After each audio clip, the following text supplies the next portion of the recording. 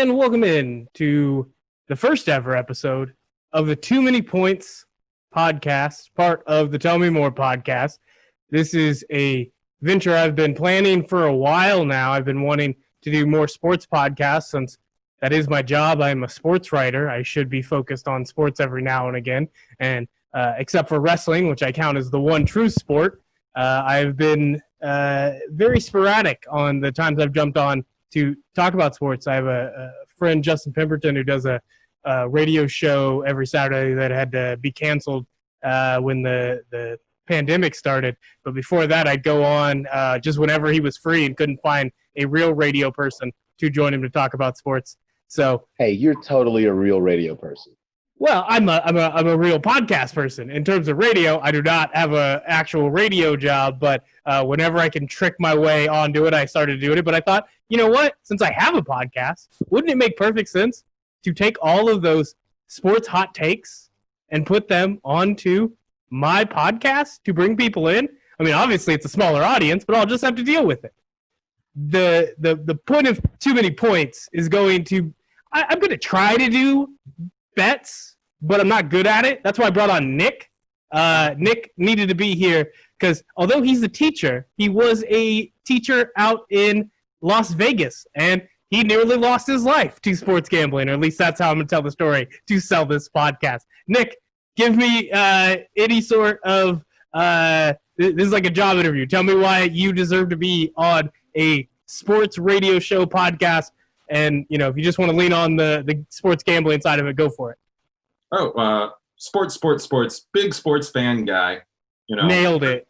Well, it brings people together and divides them in a way that's probably better than war. You know, so it's like we don't have to have Detroit invade Chicago anymore, like olden days. They get their ass whooped if they showed up. That's all I'm saying. But yeah, so we don't need to sack cities anymore. We just trot out 50 or 60 citizens to play football against one another or whatever other sport, and kind of settle problems that way. As far as the sports betting goes, I think it's important that people know like the little cliches that come up real quickly, such as every sports gambler has that story of, oh, if I got in a 10-game parlay and I had 9 of the games and like the close call, just like any gambler of Texas Hold'em can tell you hands from 10 years ago. It's a good point. That will be the hardest part about doing this podcast is figuring out parlays and doing them only hypothetically and not making the bet myself. I won't, because every time I've tried to put more money onto Bovada, they've locked my credit card because it comes through China. And so every time I have to call it and be like, hey, this was on purpose. Give me my money, or give Bovada my money. Brandon, needed to bring you on because we always are just talking shit about sports, usually inebriated. And I figured now I could come in sober. It's questionable. There we go. We got the drink in hand. So this is most of what we normally do. We just now are going to put a microphone in front of us and record. Seems like a great plan. Brandon, give me your sports fandom and the reason that you're excited about doing this podcast. Sports have been big in everything that I've done always, just because that's just the lifestyle. Chicago, everything. Fuck the Blues, fuck the Cardinals, fuck the Packers. And to piggyback off what Nick said earlier, sports is the best uniter and most reasonable divider that I've ever seen actively at work. Granted, sports itself comes with its own carnage that the players end up having to deal with at the end of the day, but it helps the rest of us get out that angst, because let's be real, what would happen if you decided that on Sunday you wanted to go spend 3 hours running headfirst into other motherfuckers your size? You're not showing up to work on Monday. It's not happening. But the big thing that makes me want to be a part of this is listening to different outlooks, especially because I perceive sports from what I like and what I like to see, and seeing a different opinion or viewpoint on that kind of shakes up the game a little bit. I thought baseball was the most boring shit on the fucking planet until someone made me actually like watch baseball for what it is. And I think it was a Yasiel Puig fucking picked up the ball in like the deepest, darkest corner of A's fucking field and threw that sucker 381 feet dead on the money at the catcher. And at that moment, I was like, oh shit, this really is legit. This ain't just steroids. Because like when I was a kid, it was Sammy Sosa, Mark McGwire. How big can we get our shoulders and chest, and how far can I send that thing in relation to the moon? Whereas I didn't realize there was an actual nuance to it. And that's true for almost every sport I've come across. There's a reason that these things are a big deal, and there's a reason that people rally themselves behind them, even if it is just to fucking pretend like everything else around you isn't happening, which is not an easy thing to do right now. Yeah, and now people are wishing they had sports to give them something else to do, something else. I will take my 5-11 Bears any fucking day over what else is going on in the world at this point. Yeah, and I agree with you in terms of the sports that normally, I wouldn't jump into. Basically, my big ones are just football and basketball, and that's, both at the professional level, the college level, and, played football in high school and, watched enough where I just know those are two sports where at any level I can see what's going on and enjoy it. Obviously, I enjoy more when it's, names that I know, be it a Chiefs fan and a KU basketball fan. Football has been hard, but I like football enough. I've watched KU's losing seasons all the way through. It's sad and depressing, but that's how much I enjoy the sport. Basketball, I will watch NBA, and we don't even have a NBA team in KC, not since the Kansas City Kings left to go to Sacramento in like '84. So makes you before feel I was better. born, We haven't had an NBA team in Chicago in a long time either. But those are the two sports. But as being a high school sports writer, I have watched other sports. I feel like the longer I sit there watching, the more I do pick up on the nuance of the game and start to appreciate it. Does that mean that I'm going to randomly tune in to some sort of college, swimming tournament in the, just because I'm bored in the middle of the summer? Probably not. But I can appreciate the skill that goes into it. Well, it's just not really going to happen. Plus, there's other things I can choose. But I do. Bro, I work behind the bar most of the time, so whatever's on the TV, if it's sports, it's gonna be on. If the only thing fucking on right now is coordinated swimming, then goddamn it, synchronized swimming it is today. Well, in that, if it's synchronized swimming, as soon as you know the story, as soon as you know the characters, the players, the coaches, where they're from, anything like that, oh hell yeah, I would get into synchronized swimming, and just like the Olympics, like I don't care. Raw athleticism alone, jeez. Yeah. So it's like, fuck that team. Why? Well, because for whatever reason, if their coach has a haircut or whatever. At the end of the day, we want to watch people do stuff that we can't do. That's the point. It's the same reason I watch fucking boxing, because I know I'm not about to go. I'm like 205. I've seen what a light heavyweight pro looks like. I don't want one of them motherfuckers hitting me, but holy shit, do I not love watching them swing on each other. It's wonderful. They could work on their backstories a little bit, maybe. Yeah, and I mean, I guess that is, part of why I got into journalism. It is telling those stories and trying to find a way to make people care about these sports by knowing who's involved. And that's why with MLB right now, I'm not somebody that'll watch much more than when the Royals were on a hot streak. That's when I figured out what a fair weather fan was, or at least what I look like as a fair weather fan. It's the Royals.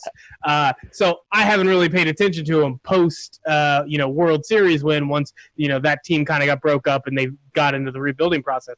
But when you watch stuff like them trying to return right now, like all of the stories, and, not just because it'll give us an idea of the potential for sports to return in the fall, it's also the negotiations that are happening. I've always enjoyed that, no matter what the sport is, seeing when these professional athletes are trying to use their leverage to get a higher percentage of the cut when it comes to the negotiations with those owners. That's always been something. They're the product. Yeah, and if the T-shirts could get paid, they would take most of the money from Gap. We're going to end up talking about that because I think that's been very interesting, the way that's come into play to stop MLB from getting started faster than it has been. It's still they're supposed to be on pace to start July 14th, so they'll get a couple weeks on the NBA, but they could have had a whole summer by themselves, and that didn't happen due to the negotiations. So we'll jump into that and talk about that. And obviously with the Bubba Wallace news in NASCAR, I think that's obviously something that we have to talk about. And it's, a little bit late. It started at the beginning of the week, but it's the type of topic that's not going to go away. There's going to be those conversations. I think looking forward, NASCAR is another one that, I think a lot of people view it as just you're turning left, but obviously there is a huge nuance to being a great NASCAR driver, and I think the only thing that's stopping me from watching it more is the things that Bubba Wallace has called out and the things that it looks like NASCAR is trying to change. We'll see how long that lasts, and we'll talk about some of the issues that came from that just in the first couple weeks of it. So those are a few of the top things I want to talk about, and then we'll get to the end. We'll have some sports bets, but starting out talking about the different sports that are still trying to get back in, or some of the ones that have already been in. One of the ones that the one true sport in wrestling never stopped, and they're just now having their outbreaks that are going. I doubt it'll shut it down. If anybody knows Vince McMahon, the owner of WWE, he's not backing down. Yeah. So right now, Vince will go get COVID himself to keep the fucking show rolling. Vince don't give a fuck. There's like a 50% chance he dies during this because he's putting himself in harm's way for. He's one of them dudes that's never going to die. He's going to outlive us all. I guess Vince will get COVID, beat COVID, and come back 20 pounds more fucking muscle on his frame. All right, dude, so that's not a human. That's not a human. No, he's fucking vampire. He sleeps like 4 hours. He lives wrestling, which is funny because there's a lot of like hardcore wrestling fans that watch like 8 promotions. Like he's never seen any other product. He just is like, mine's the best, and this is all that's gonna happen. And so he works out. He like if he finishes a show, like he'll get back to the hotel after having a big dinner.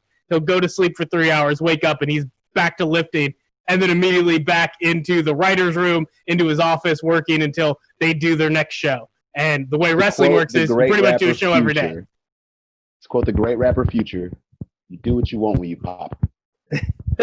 And that is a fucking fact. Vince knows that. Vince knows that man got put on a White House fucking committee to allocate the rest of our money. And we watched what he did to the wrestlers themselves as far as their money went.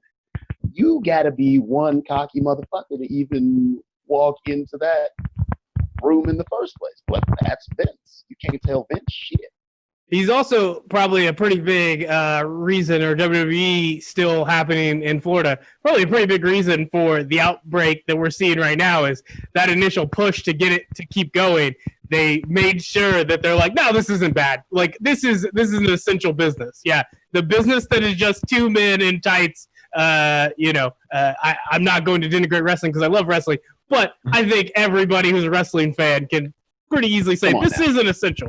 We can wait. Like it's without fans, it has been some of the crazy, like awful product. It's been very tough to enjoy. At its best, it's like I wonder what that would have been like if there were fans there to make this actually work.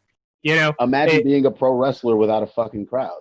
Yeah, they're doing ladder matches. Like there's been multiple wrestlers that come out and have praised the wrestlers who got stuck in those matches because they're like the only thing that makes those not the just hell on earth is the adrenaline you get from the fans. Otherwise, it's just people beating you with metal ladders. It's you falling off 10-foot ladders, which wrestling can be as fake as people want to say it is. That shit's going to hurt every single time.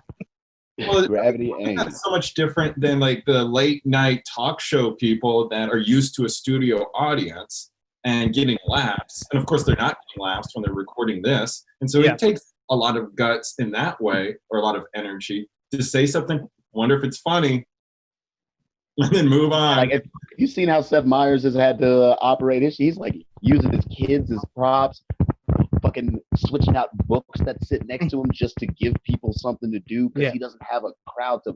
I think the only one of the late night talk show hosts that is still as funny as they were with their studio audience is fucking John Oliver, and that's because he knew he was boring, and that was not what he was here for in the first place. You're gonna laugh because you hate everything. Yeah, I think also Conan had already done the transition to podcasting, so when he started doing his interviews, he just made them sound more like the podcast interviews. That was more natural. He was ready for it. Yeah. So those like changes have obviously been crazy. The ones that have worked to some degree and have been interesting. UFC was one that you would think, okay, without fans will have the same effect as wrestling. Well, no. These are people beating the hell out of each other. Most of the things that people show up to watch are still going to be a part of it. Plus, without having the crowd there, you get to hear the coaches calling out what to do. You get to hear any type of trash talk, which really isn't that much in a UFC fight. Forehead. Yeah, you get to hear every single bit of it. And I've seen some people talk about it. It's like, this might actually be better. Obviously, it's not something you would keep because once you get past this pandemic, you're going to want the revenue of the crowd showing up. But in terms of the product that you're actually seeing on TV, it didn't take a hit. And then you have golf, which has been it's a quiet sport anyways. Your goal is to not have people be loud. And then some of the highest ratings of the summer is not even a full golf tournament. It is the 2-on-2 Phil Mickelson and Tiger Woods as the golfers, and then you bring in celebrities, 2 football players, Tom Brady and Peyton Manning, and that one was a hit. Even as Tom Brady couldn't hit anything, it was a good time for everybody who tuned in, and getting to hear them trash talk, getting to hear Charles Barkley be an asshole on the sideline when we know what his golf skills are. It was great. Look at this. I'm not gonna lie, just watching Tom Brady not be fucking amazing at something for fucking once, I was like, we needed it. He's not good at golf or keeping down the COVID numbers in Tampa. He's in Florida for 1 second and he just caused a pandemic. Like, boom. Tom Brady is very powerful. It's just the power's in the wrong hands sometimes. What franchise would get Tom Brady and not lose their fucking shit? Nick, seemed like you had something. Well, I was just thinking, we're blaming Florida's numbers on UFC match or pro wrestling and Tom Brady. And it's like, maybe, there's a lot of Florida things. There's a lot of things, but Florida people are very easy to sway. And Vince was one of the first ones to get in the ear of the administration and be like, you got to convince these people that this isn't bad. Let me get down there. Then you get Tom Brady, who's just like, I can do whatever I want. Do you know how many people were probably sitting there and they're like, I'm not sure how I feel about a mask. I don't think this is real, but I don't know what to do about it. And then Tom Brady, the man they've watched win so many Super Bowls, he's just like, guess what? This isn't a real thing. We're going to go out and play right now, today, all 12 of us. We're just going to be passing around the football. Do you know how many people probably left their house right then because Tom Brady made it seem like this is the right thing to do? This isn't real. There was so much boxer football on so many front lawns across so many campuses across the state of fucking Florida that day. I can't, as a former frat boy myself, I can guarantee it. Nothing but boxers, long bombs, and hacking, and shortness of breath. All right. I'm what's happening at the park still. Closest to me is they have the basketball hoops boarded up. Yeah. And so people can't play basketball, but people can play tennis. People can't go bowling, but Is that not the most classist shit you've ever heard? Yeah, that's exactly. It's about ball size. That's small balls for rich people. That's fine to play, but big balls for us normal people. The normies or whatever. Normies with our big balls and stuff. Yeah. And we're not allowed to play that stuff. So I would say basketball is very clear why it's not a good idea. And even like the NBA version requires so many things to be set up. And we'll talk about some of the regulations they have in place to try to make that work. But when you're comparing tennis to like bowling, it's like, okay, at the end of the day, you can probably get through most of a tennis match without touching the ball. Like as long as you're planning to do that. I just doubt anybody is putting that effort in when they're going out to a random tennis court to be like, okay, I'm going to hit this, but only pick up the one that I touched when I serve. Nobody's actually going to do that when they're playing tennis. Bowling, the balls come back and you can clean before the set, so that way, whenever the ball comes back, you're like, even still, it's going to make contact with the. It doesn't seem reasonable. I don't know. And then if you're just saying, okay, we're kind of to the point where we believe the chance of getting it from a surface seems to be fairly low based on a lot of the evidence right now. So it's just about breathing near somebody, being near someone. Basketball, you're not going to be able to avoid that. Tennis, you can. And then, bowling is like, I think if bowling was just happening, people aren't smart enough to take the precautions. Like, they're not going 6 feet apart. Like, they're just constantly sitting next to each other. But I think in general, you can perform that without putting yourself at a higher risk. I just also don't know who wants to bowl right now. I don't know. I imagine there's bowling people. All right. So the bowling alley here is open. I don't think all bowling alleys are fronts, for mob or something, and it's just all of them, every single one. No, across the board. I mean, I just don't. I don't know who wants to do that, but if they do, I guess if they're just a handful of people, that makes it easier to protect yourself. It also just. I don't see how these businesses are going to make much money having, the 3 people who are willing to sacrifice their health to get in a couple games on the lanes. Golf was one that also it seemed very easy to do, and then it became like, okay, what are the precautions you need to put in place? The caddies seem to be the biggest problem right now, is they're the ones getting COVID, and it's like, I thought the whole plan initially, at least I know when they were first talking about it, was don't have the caddies. Like, do the most simple game you can. Don't even, let them pick different clubs. Like, you're going to go play, you better pick the right club. And apparently Tom Brady's the only one who didn't know to pick the driver. And it's just it's amazing that it then turned into their caddies with them. They're all, if you watch a sport right now, nobody looks like they're taking the necessary precautions. And then you're not surprised when you see the caddies are, have a positive test, and then some golfers are stepping out because they're not sure if they have it. They just know that they've been interacting with the caddy. And those type of things are going to come up, especially when you add in sports that have more people. Golf is a couple people that are golfing at one hole at a time, and as long as they're smart, which they haven't been, you can keep them apart enough. NBA players are going to have to come in contact. Golf tournaments take for fucking ever anyway. They could just space out the tee times, man. We also have nothing to put on TV people right rolling now. at once. Make them go one at a time. Yeah, single file. We have nothing to put on TV, so if you just fill up more hours with golf, you're just like, okay, this one we get full access. All the cameras are focused on the one golfer. We get to watch his every move. And then when he's done, we go to the next golfer. You could fill so much more time with that. Put it on ESPN Plus.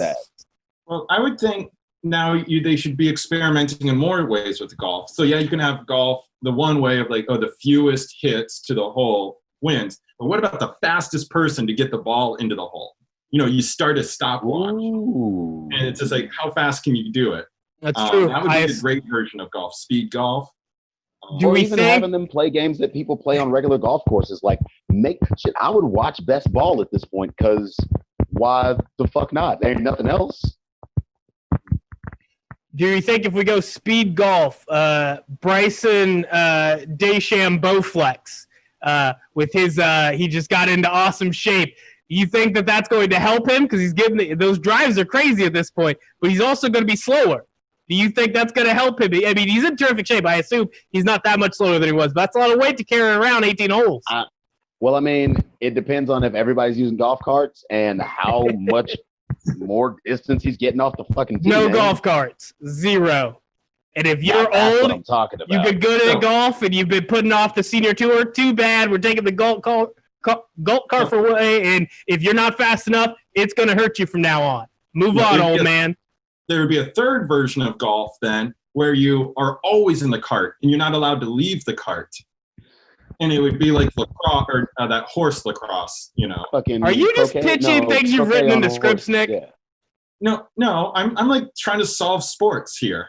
Are you saying that wasn't in the script? script? Called polo.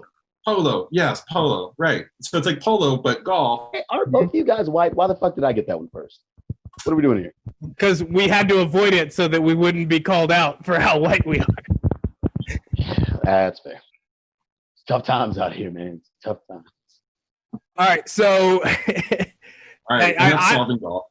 I mean, I like the ideas. I think they're pretty solid. I think it's just crazy to me that they stopped really in the first place. You know, it's like if wrestling could have stayed going in those, back in mid-March once everything was shutting down, golf was the first one that shut down, and I was just like, you guys couldn't figure this out? You guys needed a couple months to get this? Path. So that seems strange to me. And then you see tennis, and we mentioned that, where it's like, okay, you should be able to get around this. But I believe it was whatever event with Djokovic that ended up causing some more positive tests because he's an anti-vaxxer, so he had no effort to stop the possible transmission of this virus. And he's like blowing his nose on people. Pretty much. He basically Rudy Gobert at the tennis world. Pretty much what happened. It's crazy because as we see these sports come together, when they have more bodies, not only is that going to be a bigger risk because of the number of people involved, it's going to be a bigger risk because you can't be sure that everybody is going to follow the protocols. And I think when you look at what's happening with college football trying to come back and all these positive tests, you even had where they came in and nobody was positive, and within the first week, every story ends with they went to some sort of party or bar. I couldn't believe that, was it LSU? I think it is because they went to Tigerland. And it's like, first of all, why is a place called Tigerland open? A whole street full of bars? Like, why would you open up right now? Are they the Tigers? Have you ever LSU been to Tigers, Louisiana, first of all? Come on, man. You can take 2 whole fucking drinks out of the bar yourself down the street, no top, sipping on them as you go, and then walk up to a cop and have them get a parade set up for you at the same time, both drinks in hand. Well, maybe one of them because you got to sign some paperwork. It's a lawless fucking wasteland. There should be more places like it. It's true. They're just not a good thing to open up at this point in a pandemic is all I'm saying. And definitely, if you're coaches and you're supposed to be keeping tabs on your players and hoping to keep them away from this so that you can have a football season, maybe make sure they're not going to Tigerland after you finish your first week of workouts. That's all I'm saying. Do you know how hard it is to bribe kids with hoes and booze if you can't give the kids hoes and booze? If you're paid $5 million a year and you're the only one who didn't get their salary fully cut, then you better step up and keep these people in line because you ain't having a season if you don't do this. I think with college sports that, like, I don't know which one is less likely to happen. As a high school sports writer, I've been wondering if it's even possible because even with these schools, trying to do the most they can to keep in protocols, it's just impossible to keep these kids from interacting. Eventually, most of these sports that are contact sports, you're going to be in an environment where they're too close and there's just bound to be an outbreak. Whether that's going to be jump the wave and start doing esports, bro. I would love to see KU's Call of Duty team. You know what I'm saying? I think KU is starting to put one in slowly but surely, and I would have thought esports would have did amazing right now. And I know I've heard more events. Okay. They're not doing bad. But I don't know if they've done better than they've been doing. They've already do amazing with very little publicity around it. So I just don't know how much the jump has been. The jump has not necessarily on if you would just look at what the numbers looked like beforehand and what the numbers look like now, the jump doesn't look that big, except these esports have they fill up stadiums, massive arenas. Yeah. So losing that stadium revenue and still keeping your bottom line sitting at near or around the same thing is fucking incredible. It's like the whole reason that they made a scene of this was to get people to come in here and buy merch and fucking $18 2 hot dogs and a small soda type shit. You know what I mean? Yeah, I mean, is that the case for other sports? Like, how much of the revenue really is the stadium, like seats, those people, versus television rights or Twitch, you know? For So I don't know I assume for esports, except for the very large events, I'd have to imagine to whatever degree it's people that are tuning in, and it's different advertising that's on Twitch, but it's people doing the Patreon model of giving their favorite esports athletes money, or in this case their favorite streamer who they just watch play whatever game, they randomly give them money, and that's a lot of the model throughout the industry. I'm one of those people that will randomly give whatever streamer I'm enjoying. I mean, I the same reason you go buy a jersey, fucking, I'll throw motherfucker $20. I'd rather throw the person that I'm enjoying watching do their thing the $20 directly than go spend it at the team store where the dude ends up getting a half a penny off of every jersey. Like, that defeats the purpose. I don't like the owners. They're assholes. I came to see the players. And it's the same way with the esports, and esports make it so that it's so much easier to actually interact with the athletes themselves. And I do not say the word athlete in jest or in any irony at all. That the hours, the carpal tunnel surgery, they run through surgeries as often as running backs or a point guard will run through knee surgeries. Like, it is serious, and with the money that's on the line, if your clicker finger gives out on you, shit, you might as well go get Tommy John surgery in the league. You know what I mean? Yeah. I'll accept esports as sport and them as athletes when I see more parents pressuring their kids to do it. So I could actually tell you a story about one of the best Mortal Kombat players in the world right now. It's a young black kid. He might be 19 or 20 years old, goes by Ninja Killer. Wonderful, wonderful fucking name. He knows what he's about. PlayStation Network is his life. But his parents, he was mashing all these local tournaments and online tournaments, and he wanted to go run the circuit because he believed truly that he's the best in the world. Yeah. And there's been a reigning champ for years in Sonic Fox, and they are the nastiest.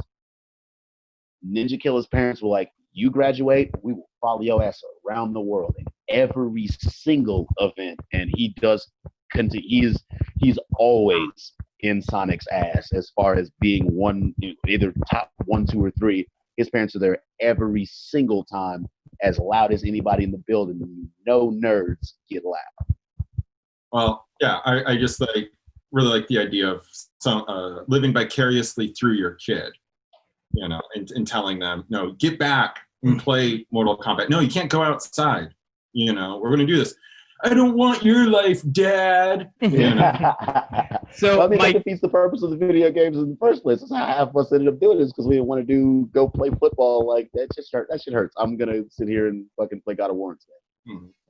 I gotta imagine that will become a more common scenario once we get through a whole generation of people that are comfortable with video games, and then once you get to Gen Z, when they start getting to the age of having children, they will have only known a world where esports was a big deal and was legitimate, and so that'll start to happen more. And then I also think that it could have happened faster if it would have made the jump in this moment where, Brandon knows about it.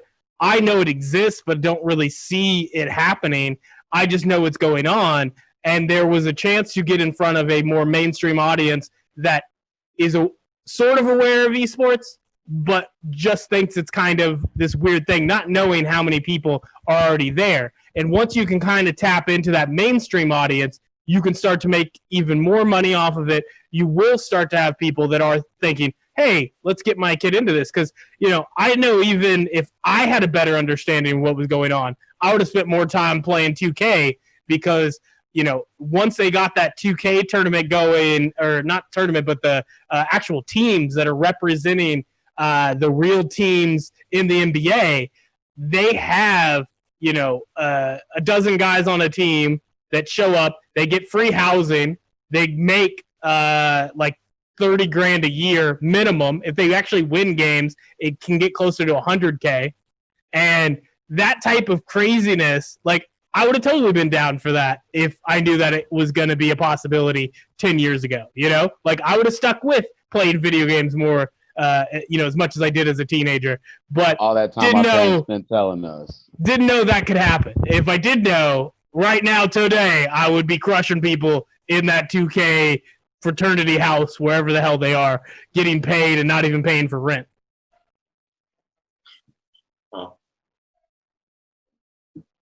So I was interested to see how much they push, and I'm not even sure they haven't been successful. I'd like to see some metrics on it, kind of figure out what's been happening. One that I have been extremely disappointed with, and I just want to trash this industry before we get into the specifics of MLB and NBA. I think that virtual reality missed a huge opportunity here. I think anybody who's the head of an AR team, VR team for like Sony or any of the big companies that have been pushing for this, anybody who's leading those marketing teams should have been fired. Because if you can't figure out how to capitalize on this moment where we're all stuck inside to get people to be like, hey, we can still experience really cool things without the health risk by using AR. One of the ones I thought, I'm mad at both the AR companies for not trying to push it harder, and I'm mad at WWE for not doing it. That idea about the audience, I still believe their best answer would have been creating virtual seats that people pay for, and they put on the headset, and they feel like they're in the front row. And guess what? You can give front row, like, price tickets to hundreds of thousands of people, potentially. And also make a deal with the people that do the VR in the first place, so that, because you're gonna have to buy the headset if you want to be a part of the experience. Boom, that's revenue. And then once you have the headset, you might as well go ahead and get the season pass. You know what I'm saying? They bundle it up just like they do insurance, so that they can bop you over the head for all of your money at once instead of trying to nickel and dime. And we could have got that going by the time you'd have companies like WWE testing out, figuring it out, getting the kinks out. By the time you get to the start of MLB and NBA games, imagine Disney World experience of you're there thinking you are side by side with LeBron walking through Disney World, with him out on that court. You think you are front row to. Everybody talked about it when they were watching The Last Dance, that freaking Space Jam workouts. That's basically what you're getting to watch, and you get to feel like you're actually there. The fact that nobody took the time to make that work already is just a huge missed opportunity, and I'm not even joking. Everybody who's the head of a marketing team for any sort of AR, fired, gone. Get somebody new, because they missed a great opportunity. But that opportunity leading into this time frame, we're not sure what's going to happen. We just know that worst case scenario, these organizations are at least going to give it a shot. There's no professional sports team, and I'd make the argument all the way down through high school. Most sports teams are going to at least try, and if there's an outbreak, then they back off. Some of them won't even back off then. But with MLB and NBA, MLB seemed like it was another one of those sports that we talked about, had a great potential to pull off, because the number of interactions that get you too close and increase the risk are fairly limited in baseball. They have a pretty big roster. Simple as that. Say what? The owners got greedy. It's simple as that. Yeah, the players were ready to fucking go. They're like, where do we need to show up? And the owners like, hey, can you sign this additional? No, fuck you. We're already taking your garbage prorated pay cut to play the rest of your season so you can make money, and you want me to cover your ass so that I get nothing if I die from some horrible fucking sickness, keeping you in business? Shenanigans. I also think this is the one time that I think fans will actually side with the players over the baseball owners. I mean, I think we're close to it, but I still feel like there's a certain number of fans that were starting to spout the rhetoric of why aren't the players agreeing to this, but mostly because they didn't know what was going on. It was kind of like a quick reaction as this kept, I would say changing every day, but it was like every day saying the same thing. It was like owners offer the same agreement. Players say no to the same agreement. Next day, how close did we get? We didn't move an inch. And they just kept doing that over and over again. But I think the longer it went on, and the fact that we can't really watch anything else. I think there was so much reporting on it that it didn't take long for anybody listening to realize the owners put themselves in a hole, not just for being greedy, but from thinking they could trick the players. Like, they came in and they got it signed immediately with, yeah, we'll give you the whole money, we'll figure out the games in post. And then once they got it signed, then they're like, every additional game we play is going to lose us money. It's like, oh, you didn't know that when you signed? You thought there were going to be fans? Like, nobody that has a brain in their head, which I guess a few of the owners don't have brains, thought there were going to be fans, especially immediately. Like, at most. On what planet? Like, at most, if you got, like, down to the games that started happening in August, then it was like, okay, we'll see where the numbers go. But from, like, day one, if they started in June, everybody with a brain knew that wasn't going to happen. So pretending like you were blindsided after you agreed to give them all their money was a mistake, because I think it's not crazy for the owners to think that the players shouldn't get their full salary for a reduced season that's being played without fans. The problem is when you've already agreed to it and you signed off on the dotted line, and then on the back end you're like, we're going to need you to come down to something so we don't lose money. It's like, no, you agreed to lose money. Like, you are gaining the prestige of MLB. It's going to be the only sport that's played. We're putting our lives on the line. And at the end of the day, this can help you grow, even if for 1 year you're losing money, when the rest of the time you're making money even when you suck at your job. So, no, we're not giving you the money back. And that was something the owners, I think in any other year, this is the type of strategy that they've employed and has worked for the most part. Most fans end up siding with their team. And I do believe that's sort of changed, but I think it's gone from a majority that side with their team to a plurality. I don't think – I think if you jump on Twitter, you get the feeling that everybody has gone to player first, but I don't think that's the case. Once you start getting people that are mad that say there's a holdout, there's a strike, and you don't get games, they're going to blame those players pretty quickly. But in this case, there was nothing else going on that just made it where the only information a fan got was from the owners trying to paint the players in a bad light. We got it straight from the Athletic covering it every day. It's like, well, the owner said it this way, but here's what the players said to respond. Here is Scott Boras, super agent. They're not at practice. They will be right here to tell you exactly what the fuck just happened. Exactly. Scott Boras, the super agent, telling them they're awful. Words about it either. That's probably my favorite aspect. Well, I'm surprised that you think that most times people side with owners over players, like for any general strike. And generally, yeah, that's the history of sports. Is fans have sided with their team, thinking like, these players are making so much more money than me to play a game, and they're going to bulk at that because they want more money. And most Americans have bought into that like framing. But I think in recent years that started to change. Part of it is the number of players that aren't on your team, and people, somebody like a LeBron James, that he carries a fandom that will go with him anywhere. It's not even about the team anymore. You have so many more young fans in NBA and NFL that aren't necessarily rooting for a team. They can root for their favorite player any given year. You got a lot more not fair weather fans, but just jumping to who's the hot new attraction. So that sort of changing in consumption has helped. And then I also think just the way that we have access to these teams, we've started to have more sports journalists say, okay, I know you think that you can't connect with a player, but you have a lot more in common with that player than you do the billionaire that owns that team. And it started to change, but I don't think it's there yet. And then you think of the same people, it's like, who wouldn't think to wear a mask? That's the same crowd that's going to side with the owners, and they're not changing their opinion, at least not yet. That's all I have. We're just going to go quiet. I was trying to give Nick some space on that one. Yeah, I feel like I've been jumping on literally the end of every sentence.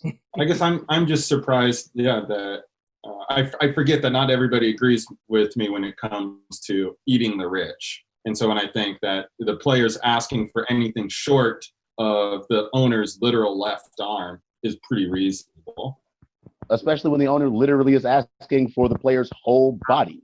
Yeah, so it's like, Yeah, I mean, it's definitely an opinion it's changing, and I think even the normal like numbers that would side with it's not even siding with the owners, it's siding with the team. They just don't realize they're siding with the billionaire owners. They're not putting it in that context when they think about it.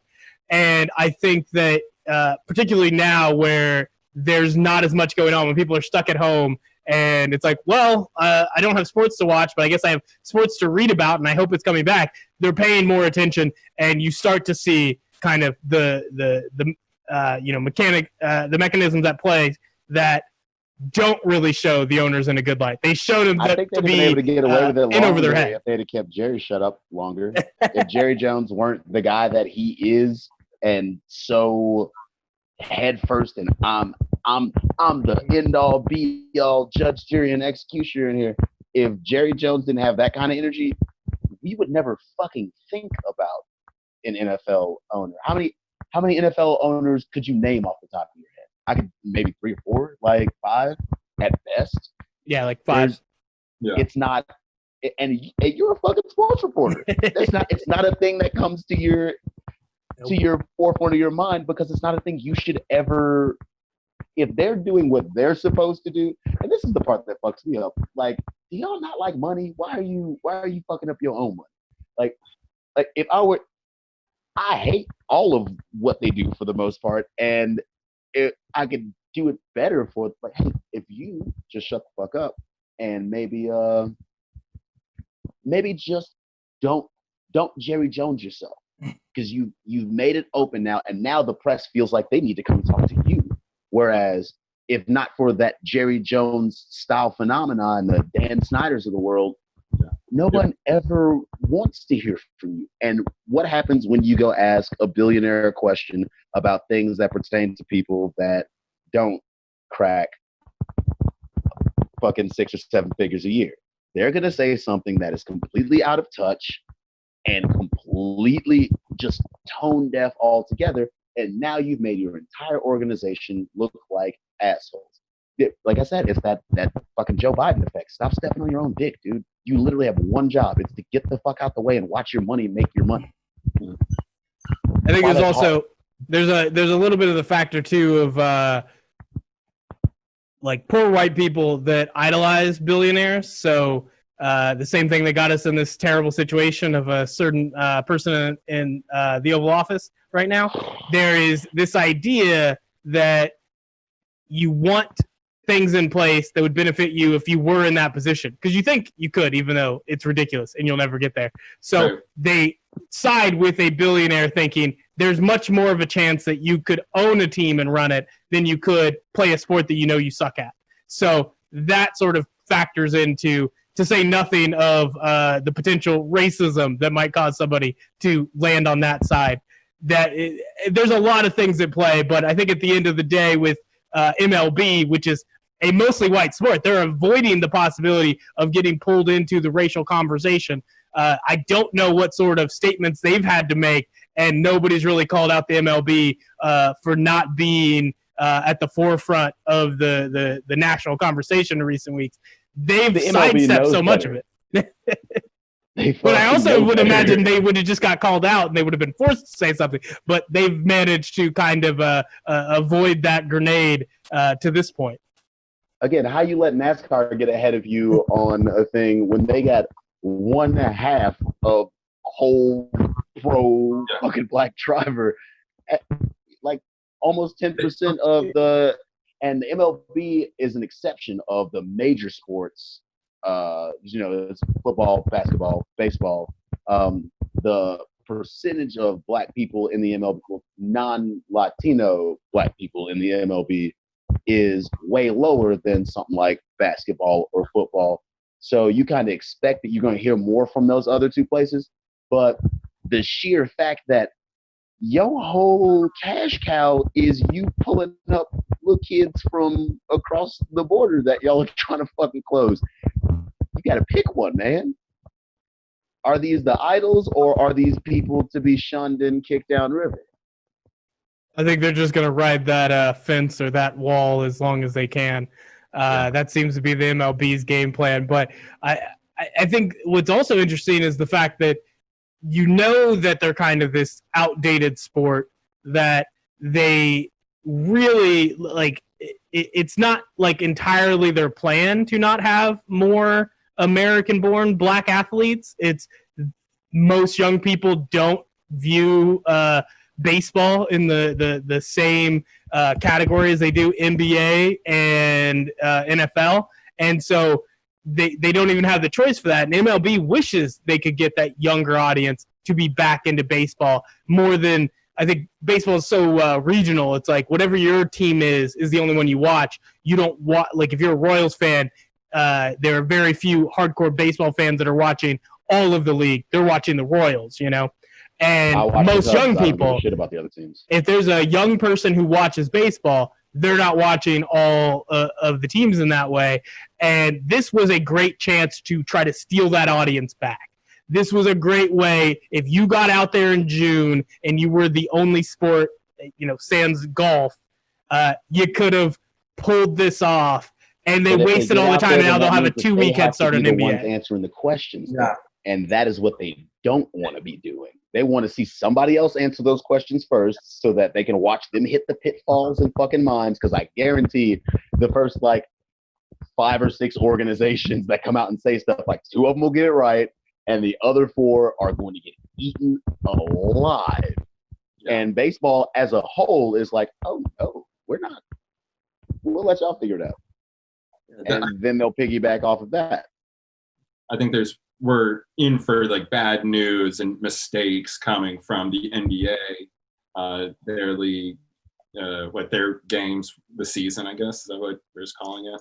Yeah, it's like it's like play-in, like final games to the regular season, and then a possible play-in tournament before a playoffs. On that, can somebody fucking explain that to me? Because as much like reading and listening as I've done, basically it just sounds like gobbledygook. You want me to try to break it down with my half-assed internet research? All right. So essentially, when they're trying to figure it out, they don't really want to just restart cold, right? Like, so you could have just said regular season's over. Yeah. So the regular season's over. Your record is what you are. We're going to bring in these teams, but you're still going to need to play anyways, right? You're going to need to have these players on the court doing more than even just practicing with just your team, because they've been off for so long. This is practically an off season, you know? So they need to get themselves into game shape. So the best way they figured to do that was to also add in that level of potential fairness, where there were teams on the bubble that weren't able to make it in that would have had the final, 20 games or whatever it was to close the gap and make it into the playoffs. So you're trying to do the best of both worlds there. And so they were like, okay, we'll do it as 8 games.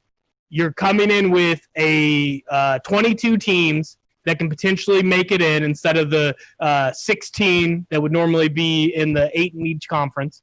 And if you can win enough games, you can move forward. And as long as you're within 3 games of the 8 seed, you will get in a play-in tournament, which I won't explain to you because I didn't do the reading. I don't even know how that'll work exactly. But if you're within those 3 games, that's what you're fighting for in those 8 regular season games they're going to play. Let's call it the losers bracket. We're going to playoffs. Say what?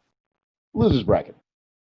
And it's interesting because you had teams that were mad because they wouldn't necessarily make it in, but at the same time you have players that don't want to be there. You have teams that know they don't have a shot, so they don't really want to be there either, but they got brought in. The Washington Wizards were not good enough to make it into the playoffs. That was not a team that could have pushed down the stretch. They brought them in, and immediately one of their top players, Davis Bertans, decided, I don't want to play because I have a big contract that can come up on a free agency. He's I think it is his 4th year in the league, and he's at like 15 points a game. He's like, I'm not risking this when that contract, some dumb team is going to pay him like $30 million a year. Why would you take the chance? Yeah. Why would you take the chance? So you have players like that don't want to be there. You have teams that at most, like, what's going to happen when they lose like the first 4 games and also know they had no shot at making? Like, they're going to pull back, and they're also still going to be playing 4 more games, 4 games of risk being out there that they don't need to be. It's not a great game plan, and I think maybe a few weeks ago before they finalized this, one of the big talks was the idea of like a World Cup style tournament, which would have still had the same unnecessary games to get to the postseason, but you would have had these kind of brackets that made people feel the same way they do when they're watching the World Cup. And okay, so there's at least a chance that your garbage team can get there. And a good team might accidentally get knocked out because they happen to have a bad stretch of games. That's the nature of the playoffs. And so that idea was out there, but even that just seemed like there's not a great way to do this. So they just wanted to keep it as normal as possible and get themselves to the postseason. The biggest problem is the time frames of how long the players will be alone, because they have to get through the first round to get to the point where their family members can enter the bubble and be there with them at Disney World. That's a good idea anyway. If they're going to want that.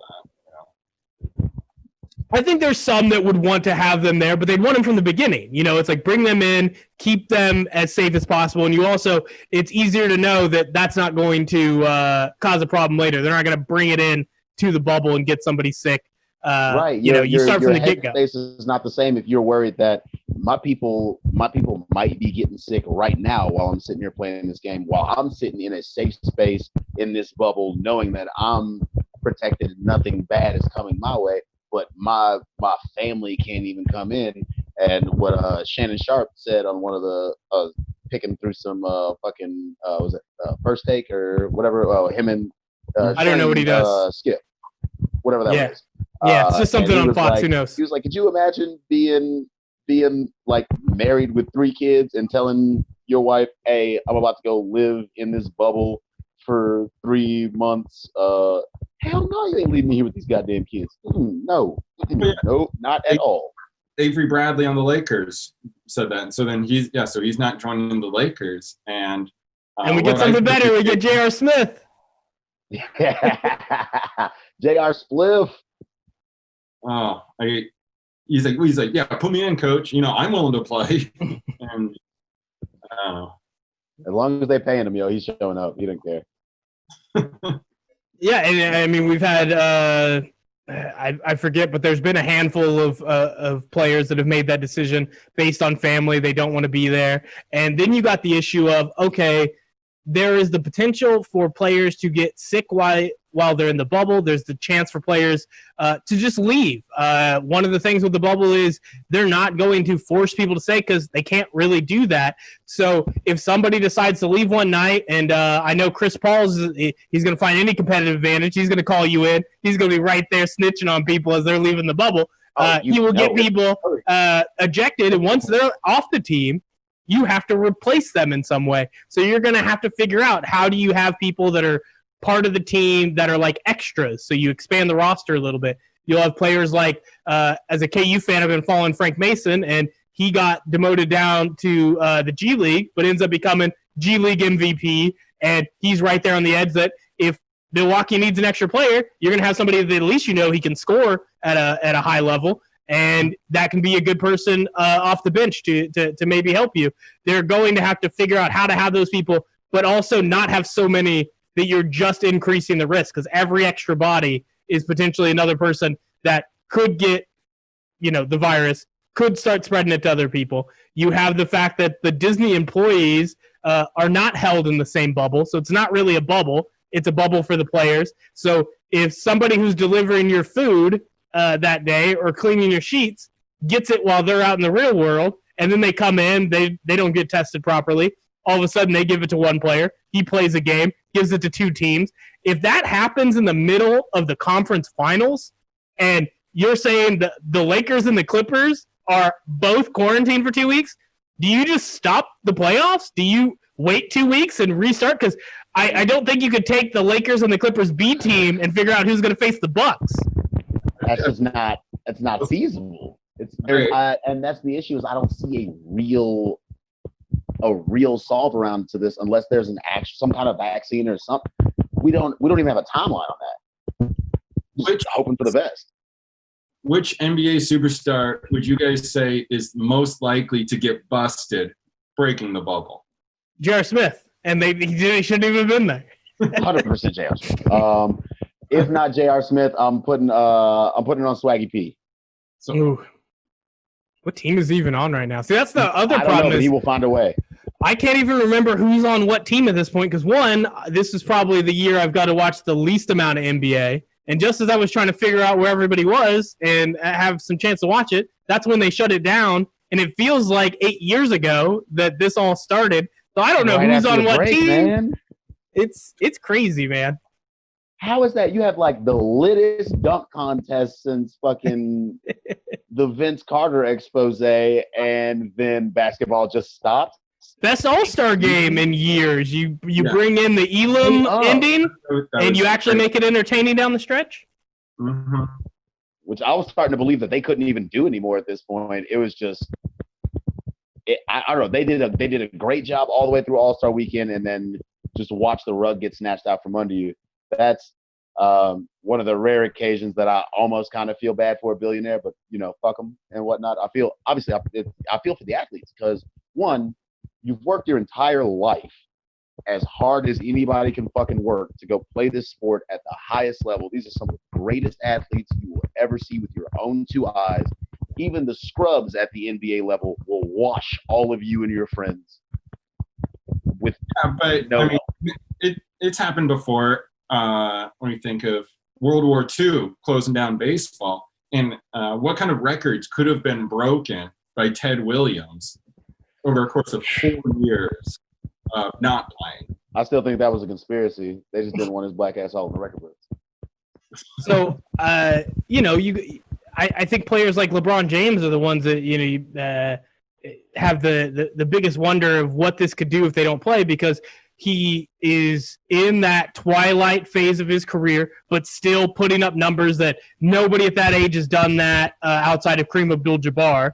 You have the potential for him to win championships that could alter his legacy. When you're talking about the greatest of all time, it's so important what that final rings number is. In my mind, I think it's a ridiculous argument, but we know that holds so much value in so many people's opinion.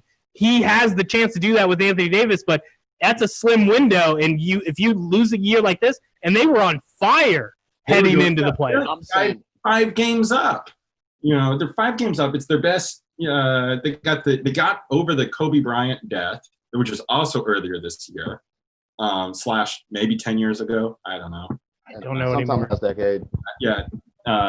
Rip to the marbles. So yeah, they had so many things going in their favor, and I'm skeptical that we'll see a game.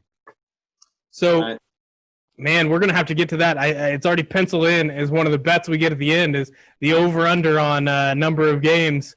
I guess we could do that, right now because it's a slightly different bet.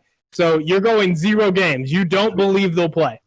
I think, yeah. I don't believe we're going to see an NBA game.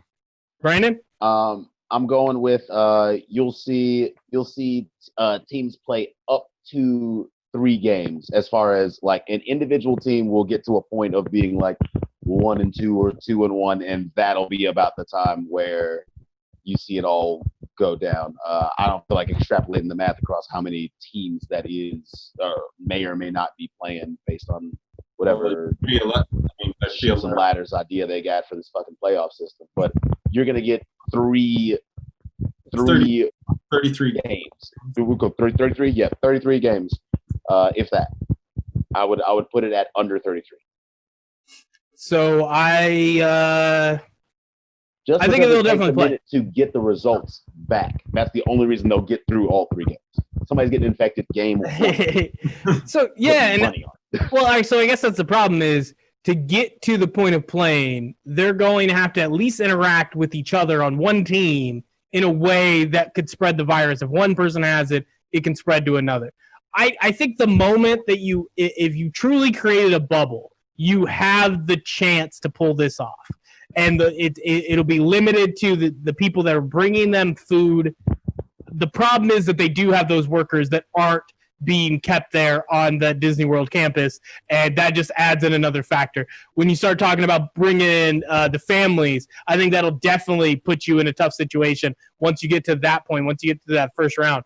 But if they get started, they get everybody there, and they get to the point where nobody has it, I think they can get to a game, and I don't think even people getting tested positive during the opening workouts is going to stop them. I think at this point, they're destined to play, and if that leads to a giant outbreak, then they stop.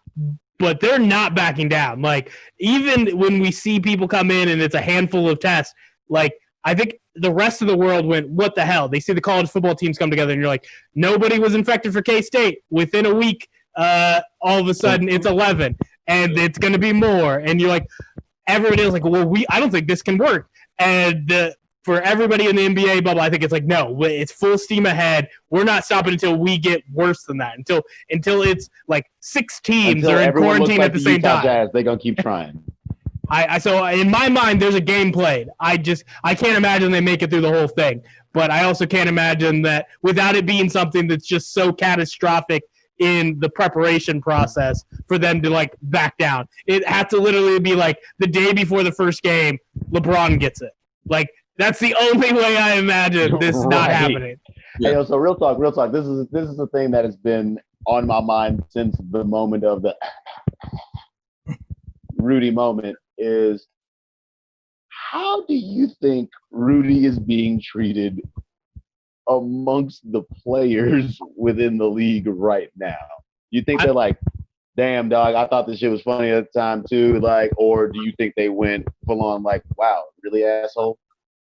Seemed like Donovan Mitchell was very upset. Yeah, I would imagine by now it's like the inevitability. It's a drop in the bucket, I suppose. Was going to happen. I think because when he did that, what were we at? Like 1,000 cases? Something like that. And so the 100,000 million cases, 2 million cases that we're at now, that was going to happen whether he touched the microphones or not. So, but I mean, that's the thing that's gonna, and he's one of the great defensive big men in the league for a hot stretch now. And I mean, what we have seen from COVID is that it can have long lasting effects afterwards that will stick with you for life.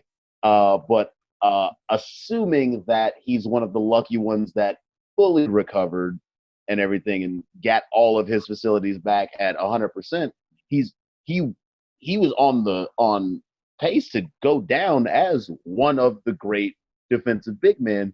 And there's no way there's not a thick enough eraser to get that shit off of your legacy. There's no way. Yeah. Yeah, I mean, I'm sorry. Like, if it was my cousin at a barbecue and he pulled some similar shit like and pretended to touch silverware, and then half of us, or even any portion of us, ended up getting sick from the shit that we were joking about, we will drive that man until the day that he dies. And the NBA itself is its own family. I don't think they're gonna let him off of that. I think I the agree. players, part of his legacy and something people aren't going to forget. But. Yeah, I think that's definitely like, you're going to talk about it. And, I made the argument after it happened that that was such a huge moment for all of America taking it seriously. Like, we're talking now where people are still just not buying in and not willing to do things like wear masks and, whatnot. But at that moment, for Defensive Player of the Year. At that moment, most of us, weren't taking it seriously enough, and that sort of having that big show of the ref coming out to stop the game before it happened, like, that was kind of a turning point for a lot of us to take it seriously very, very fast. And when it starts touching your sport, shit gets real. People feel a way about their sports. Yeah, I would. Anybody else? That was the same day, I think, that Tom Hanks got sick. Yeah. And so it was a very effective 1-2 punch inside of about 12 minutes. Sports and Tom Hanks? Now y'all, whoa. Like, that's... And I would say, though, like, in the chest. that moment will stick out. But in terms of people that are upset with Rudy Gobert in the NBA, I think it's just the ones on the Jazz and on whatever team. I don't believe there was anybody. Was it maybe were they playing the Raptors? I forget. Or was it Pelicans? Whoever the other team was. It was the Pelicans. So I don't think anybody else got sick. I think it was just, Donovan Mitchell. And so I could see why he's upset. I'm not sure if he's going to get over it. But in terms of how everybody else who probably weren't taking this seriously at the time. Maybe in that week we're thinking it's Rudy Gobert's fault we're not getting to play versus it's Rudy Gobert's fault that, I don't know, he's caused these illnesses. Like, Rudy Gobert's not the reason why a handful of people have been tested positive when they've come in for this NBA start here. So I don't know how much the whole league is blaming him versus just kind of scoffing at how stupid he was in that moment, which is fair, but also I still think a lot of them were doing the same type of stuff. They just weren't as brazen about it up in front of the media just as a pandemic is about to start. I know he got a whole lot of red folks picking up that jersey after that moment. Damn right, this is bullshit. And I think there was something about it happening in the locker room, which I think is what upset the Jazz players more. Was it wasn't just touching of the mics; it was something with like their equipment in the locker room, and so it was a lot of stuff. So I feel like it's more the internal on the team than just kind of the whole NBA looking at him. But right now where, Nick's talking about this, being inevitable, I wonder how many players have like truly come to that realization, because we've seen the conversation kind of go back and forth whether they should do this, but most of the people that have kind of questioned it, we've had a handful, in the last week or so do it from the medical side, but more of the questioning to come from the social activism side. It has been the idea of all these, black players that have been very vocal in the wake of the murdering of George Floyd that have been wondering whether it makes sense to be in a bubble that pulls them from the work that they've been doing. And so it's interesting to look at it, that's kind of the health side is clearly on the minds of certain players. Accident. Call me a conspiracy theorist. I do not think that is an accident. The NBA itself is the blackest goddamn sport in all of America, and that is not a question. No one would argue that. And to be able to take all of those powerful voices and shove them in Disney World, oh guys, having fun time, everybody's having fun, enjoy basketball, instead of them being in the streets of their cities where they normally would be, that one, it forces the players to make a pick. Is this movement and what's happening as important as the livelihood of my family, the whole reason that I'm here in the first place? You know what I mean?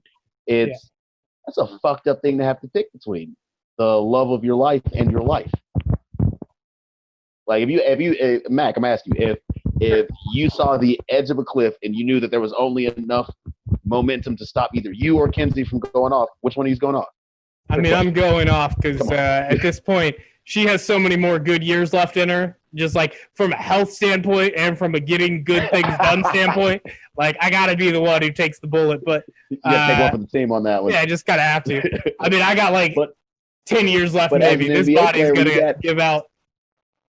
You can say you got tens of millions of dollars on the line, and it's performance-based money at that, which part of why you see we'll go back to the MLB a little bit, people not wanting to necessarily participate, because if we go play this garbage-ass 60-game season and my numbers don't look good because I wasn't hot for the 2 or 3 months that we were fucking playing, man, y'all done fucked up my sponsorship money. You cost me tens of millions of dollars going forward.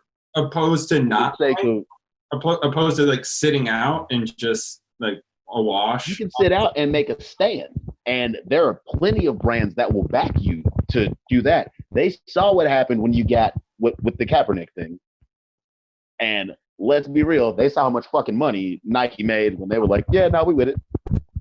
Nike didn't lose no NFL money for backing Kaepernick because the NFL knows better than, you don't play with Nike like that. Like, there's the choice between. Kaepernick would have made more money in sponsorships if he had still been playing. Not if he Absolutely. wasn't a social activist. Like if he was able to do both, but in this case, that clearly was not something the NFL was going to allow to happen. If you're picking the sponsorship money that he got from Nike from, what his political activism was when he got blackballed versus what he would have made as the quarterback that he was, which I believe he should be in the league, but he also was not somebody who was playing at a level that was going to get him a lot of sponsorship money. At least at worst, he's like the best backup in the league. If you were to grade him as low as possible, but realistically, he was a middle tier starter. And when he's hot, you see what the man does when he's hot. Yeah, he'll show up and be as good as anybody else that you could get under center. Yeah. So that's also in terms of the sponsorship money, he definitely would have some. That, for a handful of reasons, like you mentioned, when he's hot, people still remember how good Colin Kaepernick was as a runner. That sort of flashy play gets you that more looks at getting sponsorship dollars. And then obviously how much money he could make. Oikos money. I mean, Ryan Tannehill, for having one okay season that was Derrick Henry doing all the work, Ryan Tannehill gets $30 million a year. So even just being an average for doing a good job of handing the ball off can get you a lot of money. So I don't know how, in terms of the sponsorship, I'd have to look at the numbers, but the main point being there is a way to still make money when you're not playing. In terms of the NBA players, they make way more money from sponsorships than they do from what they make on the team, particularly with guys like LeBron James.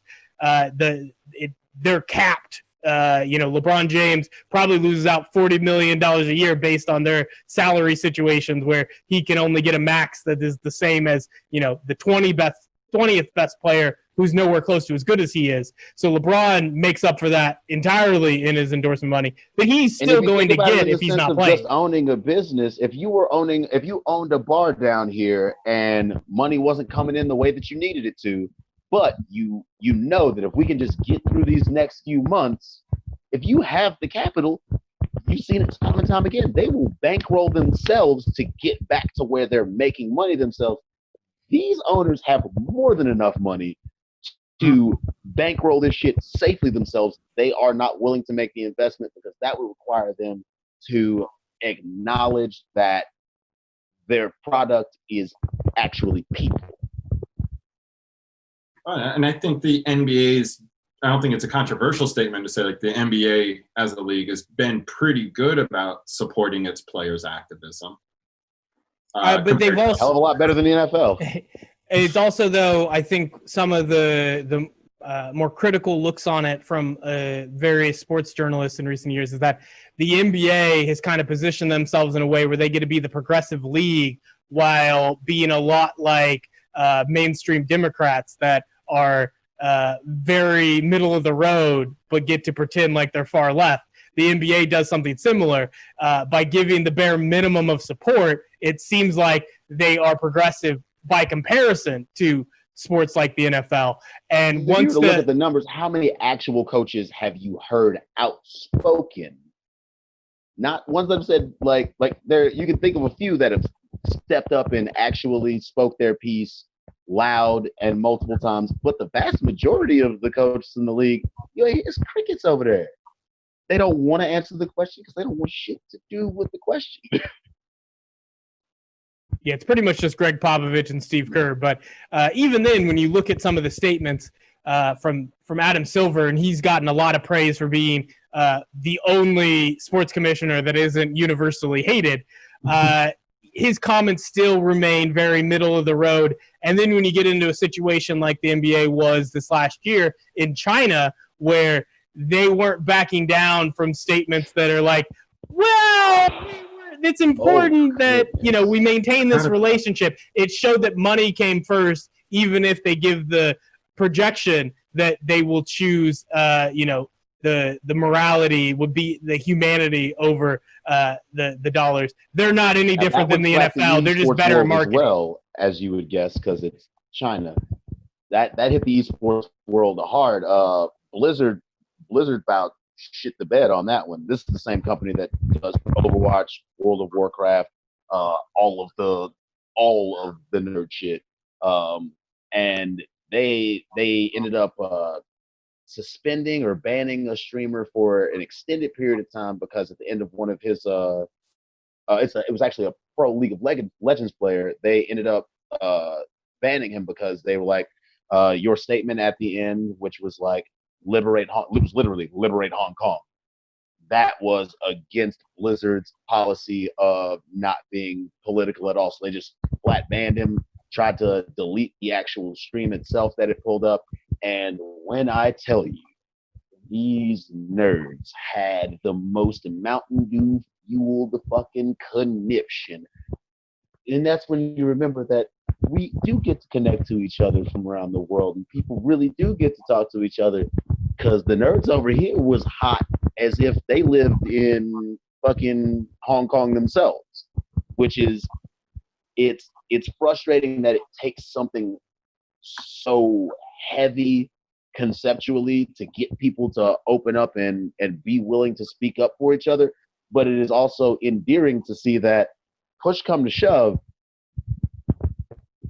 we got each other's backs. Yeah, and I think with or the at least NBA, as far as we can. I mean, so yes, so it's helpful when the political stance is something you support.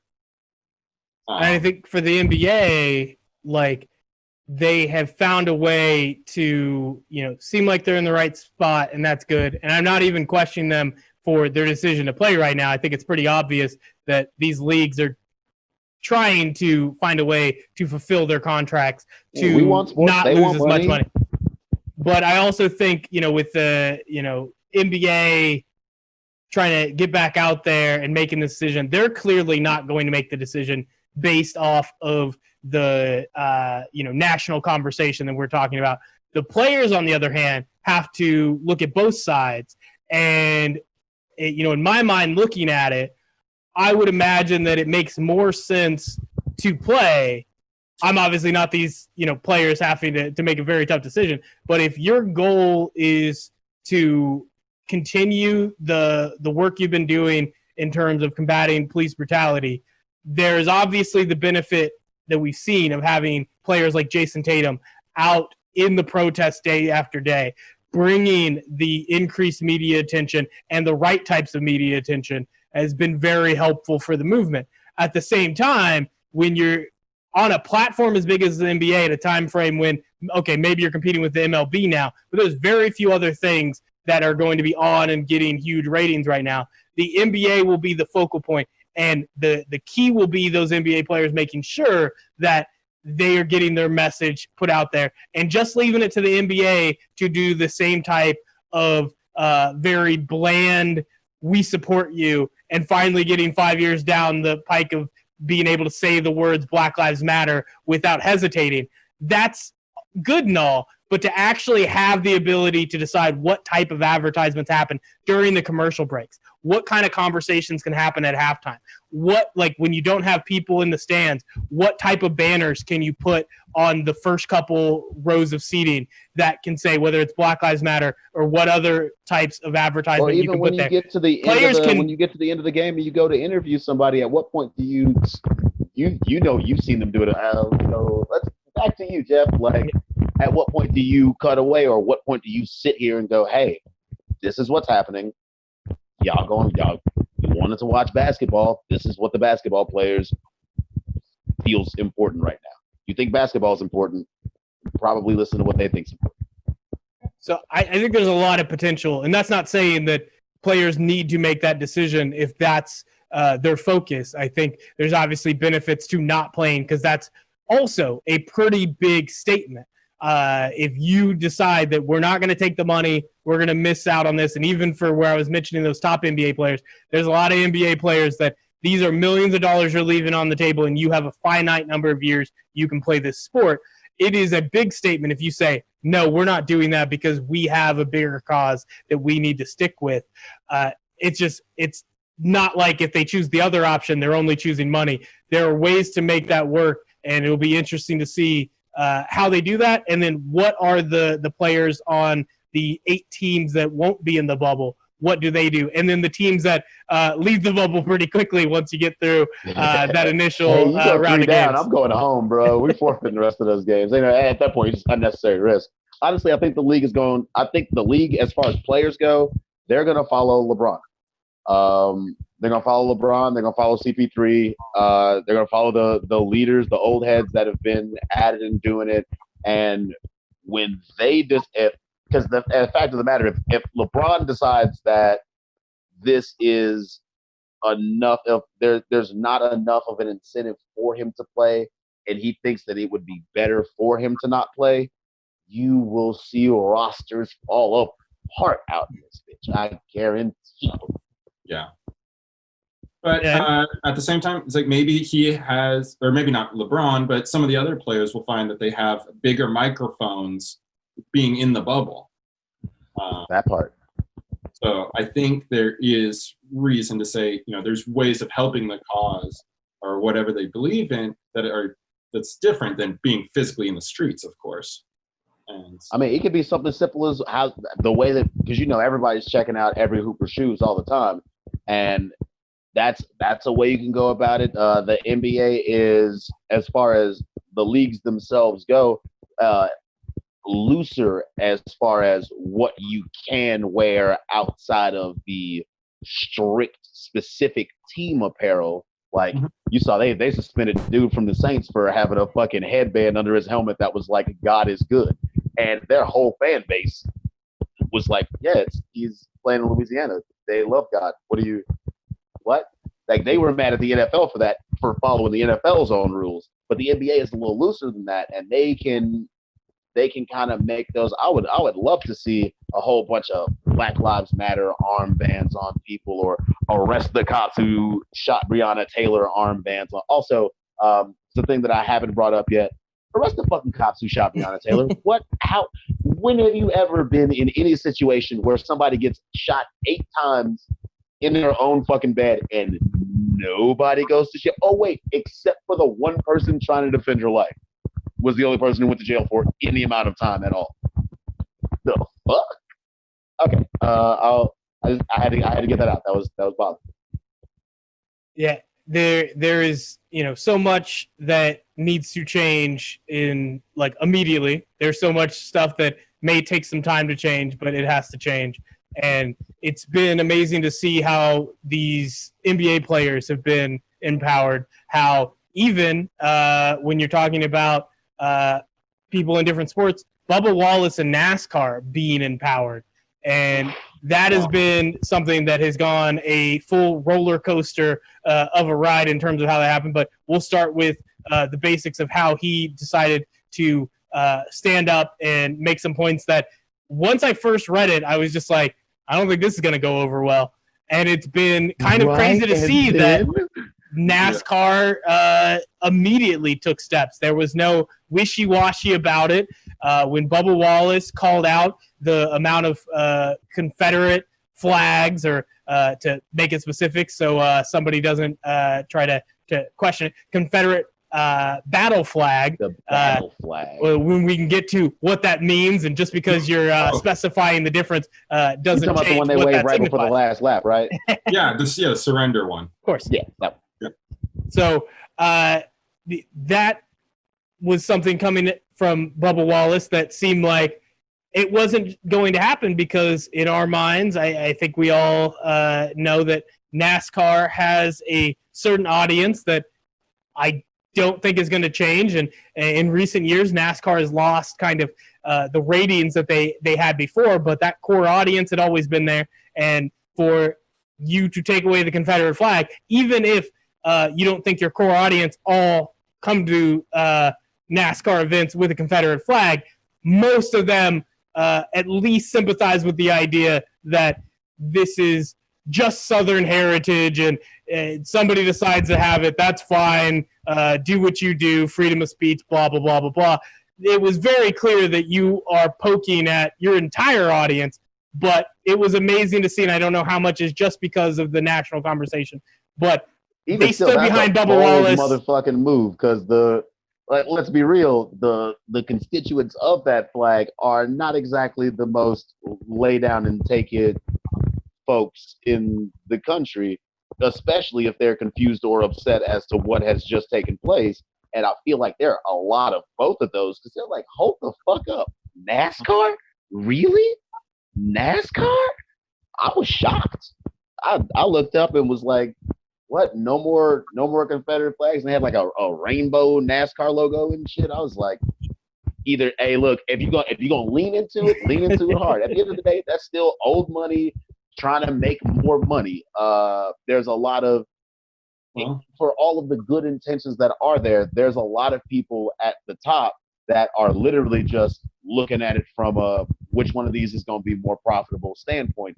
And what they've seen is if you lean into this diversity, people that would have never given a shit to watch your sport in the first place, they'll show up in droves just to say thank you for acknowledging that this is garbage. Like, and even if your humanity's out the window, again, I have to ask, why wouldn't you want to make money? Fucking make some money. I mean, when capitalism promotes social causes and humanity, even if it's for capitalist reasons, it's like at the end of the day, it's better. And so I'm not going to not buy a T-shirt, bro. I'm sorry, it is what it is. It's like, all right, regardless of the actions or regardless of the motivations. I mean, you always assume you can pretty much just guarantee that the motivation is either selfish or nefarious in the first place. We've all seen supervillains, and ain't none of them sitting in the same apartment I am right now. That's just not how that works. At least not as a supervillain. They might be angsty, but they're not. They don't have any power. They can't do shit. They can yell and scream and maybe go fuck up a thing here or there, but these people with this money have the ability to literally shape the whole landscape of the world that you see in front of you. They pick what you see. They pick what's at, like you were saying earlier about what advertisements will we see during halftime breaks and during commercial breaks and stuff. And the conversation is going to push which of those things you see. And I hate that this had to. We couldn't have did this shit last year when it wasn't an election year. Like, election year where we can't get in to actually vote. It's almost this. You know what? I'm not gonna do it. I said I'm not gonna do that. I'm not gonna be that guy today. I'm not gonna be that guy. On the second hour of the Too Many Points podcast, Brandon gets into conspiracy theories. So obviously this turned into what, went to that same group of people who generally start pushing conspiracy theories when Bubba Wallace ends up finding his team finds a noose in the garage, and immediately NASCAR puts out a statement. They bring in the FBI. This thing goes through the process. And before anything had even happened, you obviously have the far right saying immediately, it's a hoax, which is just, it's a 50-50 odds. So good work on you guys. It's a toss-up.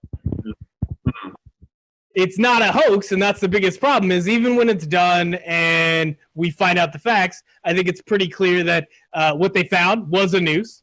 Seeing the picture of it, seeing the FBI say it's a noose. And seeing all of the other pulls in every other garage. That's the only one that looks like a fucking noose. And then the fact that they go, oh, well, that's been there. We have video of it being there as early as October of 2019. Yeah. And it was so y'all are okay with this? Yeah, it was. Who ties a knot like that? Aside from when you're going to hang yourself. So like somebody just never got around to it, and now it's making the pit crews look bad. Is that what happened? Like he didn't finish the job, and now everybody else looks like assholes. What's great is seeing the number. What's great is seeing the number of people that are trying to explain it away as, oh, so stupid to look at it and not know that it was the garage pull. It's just crazy to think it's like they're trying to pretend like all of the garage pulls would look like that. And then immediately it's like, actually it was the only one in all of NASCAR, not just the Talladega. Just after this, they moved my guy into the one garage that, even if it is complete serendipity and just happened to have happened that way, who the fuck you guys anyway? I don't. If I'm holding something sharp and trip on the street and accidentally stab a lady, I'm probably gonna end up going to jail for something. She goes down, that's involuntary manslaughter because she can't tell the cops that was an accident. So someone has to be held accountable for that. You can't, especially in this climate and especially in NASCAR, when you know that as like I said, basketball is the blackest goddamn sport in America. NASCAR is the whitest sport in America. It's got hockey by a long shot. They had a nigga on the cover of NHL 19. You know what I'm saying?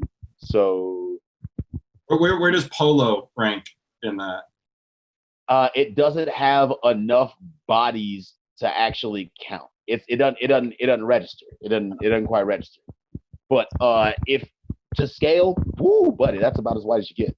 No, water polo. That's the one. What? Oh, water. Okay. Yeah. Right, That's so the one. I'll take your word for it on that one. So with the idea that, okay, that has been there since October, it seems with the timeline that it does seem to just be accidental that Bubba Wallace was put into that specific garage because he was already picked for it before he had even come out for the Confederate flag, telling them to stop having that at NASCAR events and NASCAR backing it. Noose seems to have been there since October. That is supposed to be the same garage from all the pictures, which would mean that the biggest problem is there was a noose there for that long, and NASCAR didn't care enough to change it, which gets back to if there is something to criticize NASCAR, it's not for how they respond to this event. It's the fact that they could have that and to have a culture that didn't recognize it. It didn't pop up until you get to the point where Bubba Wallace's team is in that garage and they see it. And obviously with what happened last week, who wouldn't have thought that's what it was aimed at them specifically? And the fact that it wasn't aimed at them specifically doesn't change what it was and doesn't change the fact that it's good they're changing it now. Actually, because they need to one person being an asshole on purpose, that's one thing. Yeah. This is apparently just par for the course. Like, this shit is cool. So that's something that NASCAR needs to make a move. And I was, in terms of their statement afterwards, we're very glad that this wasn't happening, without responding to the fact that it's like, that culture that I know you're changing, you need to be very clear. This is something we need to make sure going forward. We can't allow something like this to have happened, and nobody said a word about it for 6 months. That's the thing. I was actually talking to Jules about that earlier as I'm like trying to figure my thoughts around the whole situation itself. And basically, as we're listening to these statements and these people talk about it, she just looks up and goes, I keep seeing them get so fucking close to the right answer, but they just will not go quite far enough to be like effectively. And this is the thing that blows my mind, that they're not willing to just be like, shit, we fucked up. Nobody has to get fired over this. There's not a person to blame. Like, there's no one to throw under the bus. No one's career has to get ruined. You can literally, as you're already in the middle of doing as much progressive shit as you will ever see out of NASCAR, other than letting a nigga get into fucking NASCAR in the first place, is just go, oh shit, our bad. We're working on that, as you see, because they have the body of work in front of them. All they had to do was go, you know what? We missed that one. That's on us. Our bad. We will ensure and make the statement that says that you saw what happened. You acknowledge what is wrong with this situation. And as many smart and intelligent people and as much money runs through this place, somebody has to be able to figure out how to write a fucking 5-sentence paragraph that, like, what? You come up with excuses for a professor on the fly that were better than that shit that somebody who's making $100,000 a year put in front of us. Where is the NASCAR money going if it's clearly not going to the garages that are using a rope, rather than a clicker? They should have got an automatic door a long time ago. There's no way that as much money as they put into these damn machines that they are whipping around these hard lefts all day, there's no way that you're telling me that if you're taking my driver and my car into a new garage, we about to have somebody come through and check this motherfucker, because why would you not? That almost seems like, does it not seem silly to have not? No, I feel like anybody with a half a brain would have been like, oh yeah, not that. That's not good. And it took all the way to Bubba Wallace's team getting there to be like, hey guys, fucking serious right now? Like, not to see that? And I mean, even when you get to the, whatever dispute the hoax crowd still wants to say in terms of the noose, at the end of the day, whatever racial issues, you didn't need a racist act aimed at Bubba Wallace because there were already racist acts when you have him asking for the Confederate flag to be removed from these events, and then you fly a plane over the stadium that says defund NASCAR. When you have the cars that are driving outside the Talladega Speedway with the Confederate flag. And that response, which you're going to get to the people who try to say, defense of free speech or the Confederate flag. And these ones usually get me because I just heard one recently, and that's the reason I made the little dig about what the name of the flag is, because the idea that it is the Confederate battle flag, which I think we all know at this point, everybody, even the people who have it, have at some point called it the Confederate flag.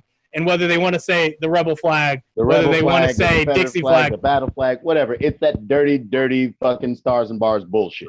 At the end of the day, the fact that you would even try to say the difference, and somebody specifically said, no, it is the battle flag of Northern Virginia, or it is a variation of the battle flag of Kentucky. And it's like, at that point, you're either full of shit or you don't know your history. And either way, they are accurate, and that's where the flag comes from. But in terms of knowing why it's here now and why it is still being shown, all of it comes down to, at best, even if you're arguing Southern heritage, what does Southern heritage mean? Because the only reason it stayed is the use of it in Birth of a Nation, which spurred the second Ku Klux Klan. Do I cough before I yell Jim Crow or Jim Crow? When they talk about states' rights, it's like, well, which states' right? Like, which right in particular caused the Civil War? Mississippi put that shit about as clean and cut as you possibly could. They're like, hey, if y'all get rid of slavery, y'all might as well get rid of civilization as a whole. Matter of fact, we put this motherfucker on the corner of our actual state flag, just to be clear what we're about. And when they mince no hairs over there, and that's one thing I do appreciate about Southern racism is, oh buddy, you ain't gonna have no questions on whether you're welcome or not. Oh yeah, Roy Wood Jr. Northerners will have you at dinner and fuck you up, but Southerners, they'll let you know don't even come to the fucking county. But there's this effort to sanitize it or to put one level in between. But at the end of the day, whatever state's right, the Dixiecrats bringing it back in the 40s, 50s, and 60s is all heading towards civil rights, getting rid of the Jim Crow laws. All of them come back to white supremacy. And any argument, and I'm not saying there's not people showing up to NASCAR events with the Confederate flag that do believe this is some very vague Southern heritage that they aren't connecting with racism. But those people do need to learn about it and know why this is a problem, and not think just because I didn't learn that when I started carrying around, I just happen to like the Dukes of Hazzard. You need to learn today, and you need to know why it's racist. There is no arguments around what that symbol means. Even if you didn't know, I'll give you a pass, but stop just brandishing that flag all day. Oh no, you're going to keep doing it? Then you're going to have to settle for me calling you a racist. You have to deal with what comes with it. You have to deal with what comes with it. Like the same way if I were to walk down the street right now in a baggy pair of jeans with a red bandana hanging out of my right pocket and not smiling, you would just assume it's probably gay. It's gotta be. It's wearing the fucking uniform, right? That is that same logic that sends people there is the same logic that runs straight through my brain's processes when I'm like, oh, Confederate flag tattooed on your skin? Yeah, fuck you forever. Well, maybe there's a logic to the tattoos and using it more as like a branding, so it's like, haha, racist guy's not going to sneak up on me in the boardroom or in a political position. That's like, because they just have a Confederate stamp. Right? Hey, look, I'm one of you guys, I promise. Act natural, act natural. So. It might clear some things up, but at this point, I think it goes back to some of the conversations me and Brandon had on our last podcast when we were talking about the different protests around police brutality. It's obscuring the truth and finding a way to get people who aren't paying attention to either just passively agree with you or just agree that you should have the ability to have that belief without examining the true history, which is what gets upsetting when somebody says something like, well, that's not even the Confederate flag. That's the battle flag. Learn the history. Well, if you took the time to learn the history, you would know what all of this means, and we wouldn't have to explain this to everybody else. But it's constantly used as a way to obscure the truth to people who aren't ready to do a deep dive into the racist history of America, which, once again, anybody listening, if you're confused, read Stamped from the Beginning. It goes through the entire history of racist ideas in America. Just do that today. Watch the 13th on Netflix. And then from that moment, if you can still just tell me that this isn't a big problem we need to fix, then we can have a much more thorough conversation. But I think right now with NASCAR making that move, I am wondering, though, do you believe that this kind of anti-racist stance, we already talked about how it's definitely something that business side could be the reason that they do it. But even if, you're thinking they're going to stick with it for that idea, do you think that will play out well enough? Because you have this base that you're cutting into. Where they are now, with as far as they've leaned into it in the first place, backing out would be the worst decision that they could make. If you back out now you've turned your NASCAR events into effectively a battleground for people to. This is where we're going to have the awful conversation literally at every event. Simply because if you bowing out to that is like, it's paramount to the same thing that fucking Roger Goodell did back in 2017. And now he's sitting here with his tail between his fucking legs. Ooh, we were wrong. You don't say fucking half your league is black, bruh. There's been like 2 good white running backs in the last fucking 25 years. Well, I think it's Christian McCaffrey, and he's a freak of nature. Mike Allstott, who was a fullback, but would run you over in running back roles. That's a fullback. Man. That's a fullback. And the only reason he was as effective running the ball is because you didn't know if they were going to fake and pitch out to work done. And you cannot not be in front of 4-3 fucking work done. You're going to get smoked. All right. I'm just saying, you put Peyton Hillis as an asterisk on our last podcast. I feel like Mike Allstott. Who I was talking about there. I feel like Mike Allstott is that same level. He's not the tailback. That's a fullback. He played tailback mediocre for like 1 year after. They're like, oh, well, he's getting these great numbers. Let's just go ahead and play him. No, this is not how the scheme works. Unless you have somebody that runs a 4-3 to distract you from Mike Allstott's gigantic fucking neck roll. I'm saying he put up Peyton Hillis' performance for more than a year. So if Peyton Hillis gets the asterisk, I'm giving Mike Allstott the nod. Did Mike Allstott get Madden cover? I blame Madden for Peyton Hillis' fault. That's fair. Right. I lied. Three really good white running backs because your boy in New Orleans, they're back quarterback. What'd you say? Taysom Hill. Yeah. I said, is that what you said? I can hear you. My bad. I still can't hear you. It keeps cutting out every time you say the name. Football than everybody around him for some reason. You're like a 45-year-old rookie or some shit like that. 27. Well, my joke was James White.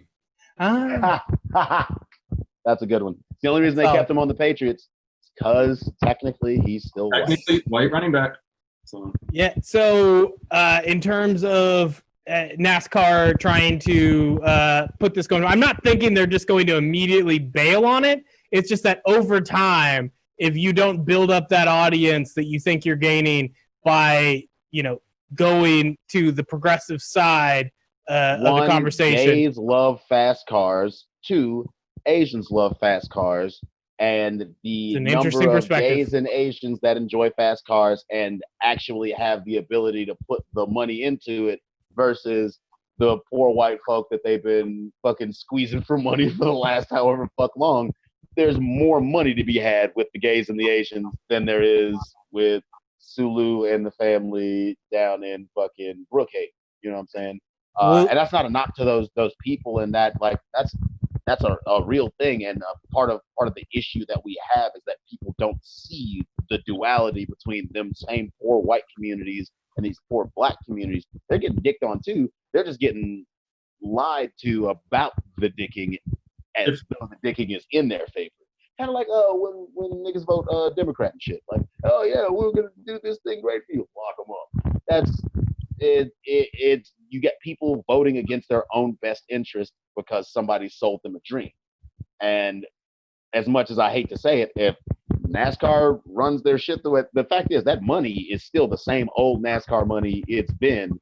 And odds are the actual mindsets of the old money in charge of that ain't changed a whole lot. They did the opposite of that Jerry Jones thing I was talking about earlier, where they were like, you know what? We're going to let our marketing team handle it, and we're going to check on it at the bank. How many NASCAR owners have you heard talk to?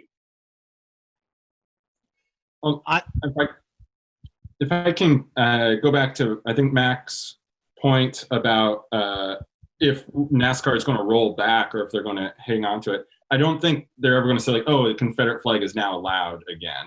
But I think it's going to be a question of what other things are going to get banned.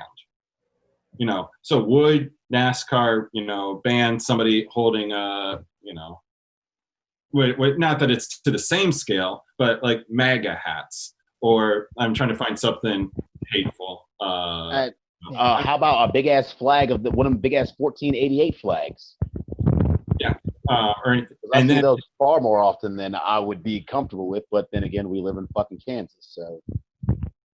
So what else are they going to ban? And then at what point would they ban something that we would associate with the liberal cause?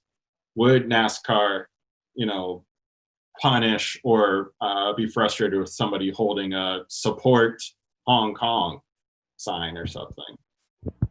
I don't know where. That is definitely a fair question, because it at the end of the day, it is a slippery slope when you start talking about people's freedom of speech in general, which I understand the argument that these people have there.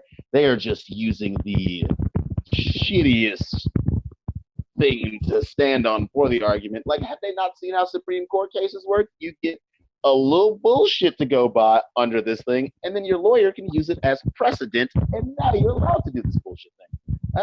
Again, why are people back making money? I need to go back to college. I think in terms of the argument for free speech, we're trying to see that played out in the opposite end at Kansas State right now.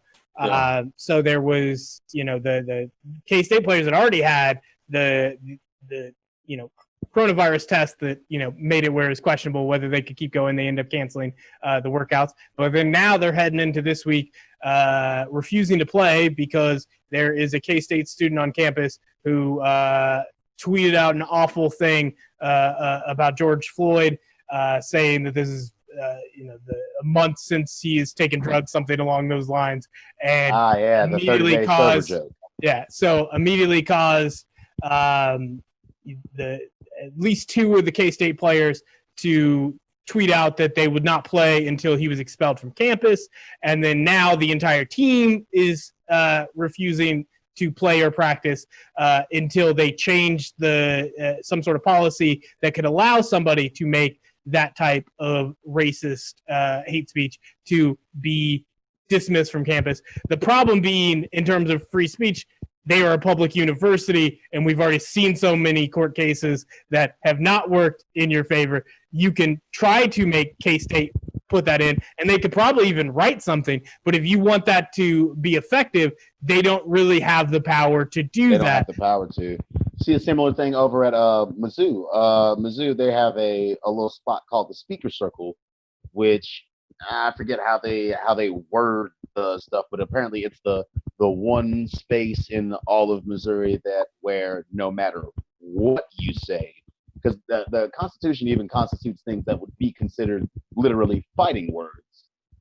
Within that speaker circle, you can say any and all of those things, and anyone who aggresses you within that circle or anyone who aggresses you for anything that you say within that circle is subject to law, as though they just ran up on you and punched you in the mouth in the middle of the street.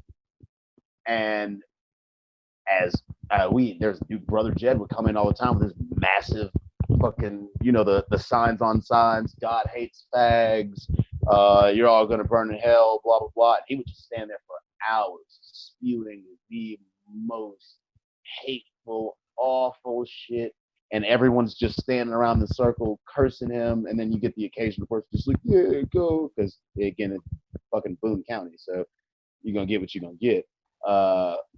But the at the end of the day, they can't do shit about it. That's what free speech does. The same reason that I get to say Black Lives Matter without fear of repercussion as far as discrimination is the same thing that allows somebody to say, no, they don't. But your freedom of speech does not separate you from the consequence of your actions or words in any sense, because as we've seen, if what you're doing is not representative of the organization that you're representing, that's gone. Yeah, so it comes down to, what are the organizations okay with people representing?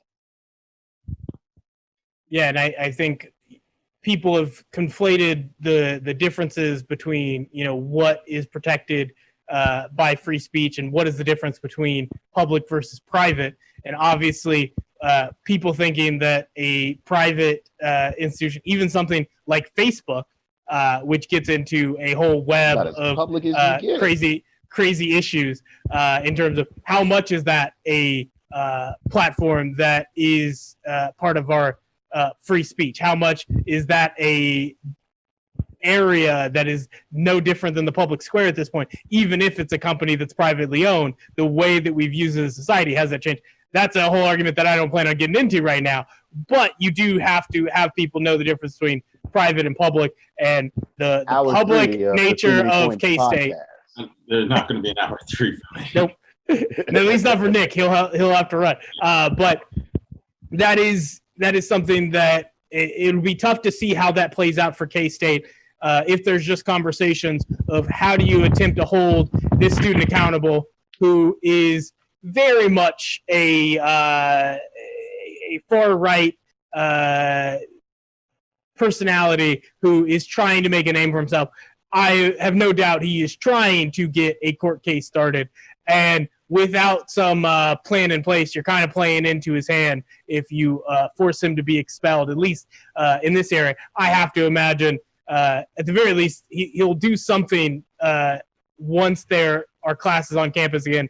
It'll give you a more legitimate reason to call for his expulsion, even if there's just not a lot of situations where that can work without a massive change to the law and potentially to the actual Constitution in terms of an amendment to change how a public university can handle not just social media, but the hate speech. And going forward, could they put something in place that could actually limit something like what he said, which is just detestable. And it's not even the only offensive thing that he has on. He has 539 tweets, and he's hitting such a high percentage right now. It is LeBron James field goal percentage in terms of the racist things he said out of 539 tweets.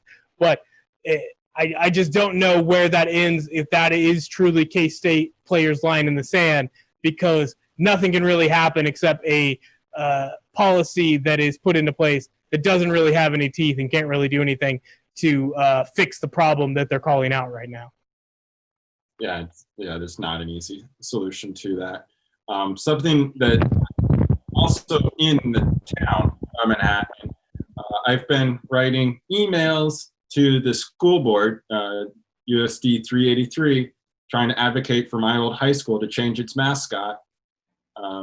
Right now, it's currently the Indians still. And there's been So did you pitch Gators or meth Gators? How specific was the pitch? Well, because there are Gators in Manhattan, Kansas, over the last week that got meth Gators. I pitched MHS Gators and sent some follow-up emails, and so be on the lookout for maybe some high school news out of Manhattan, Kansas. Fingers crossed. Would love to, see the Gators.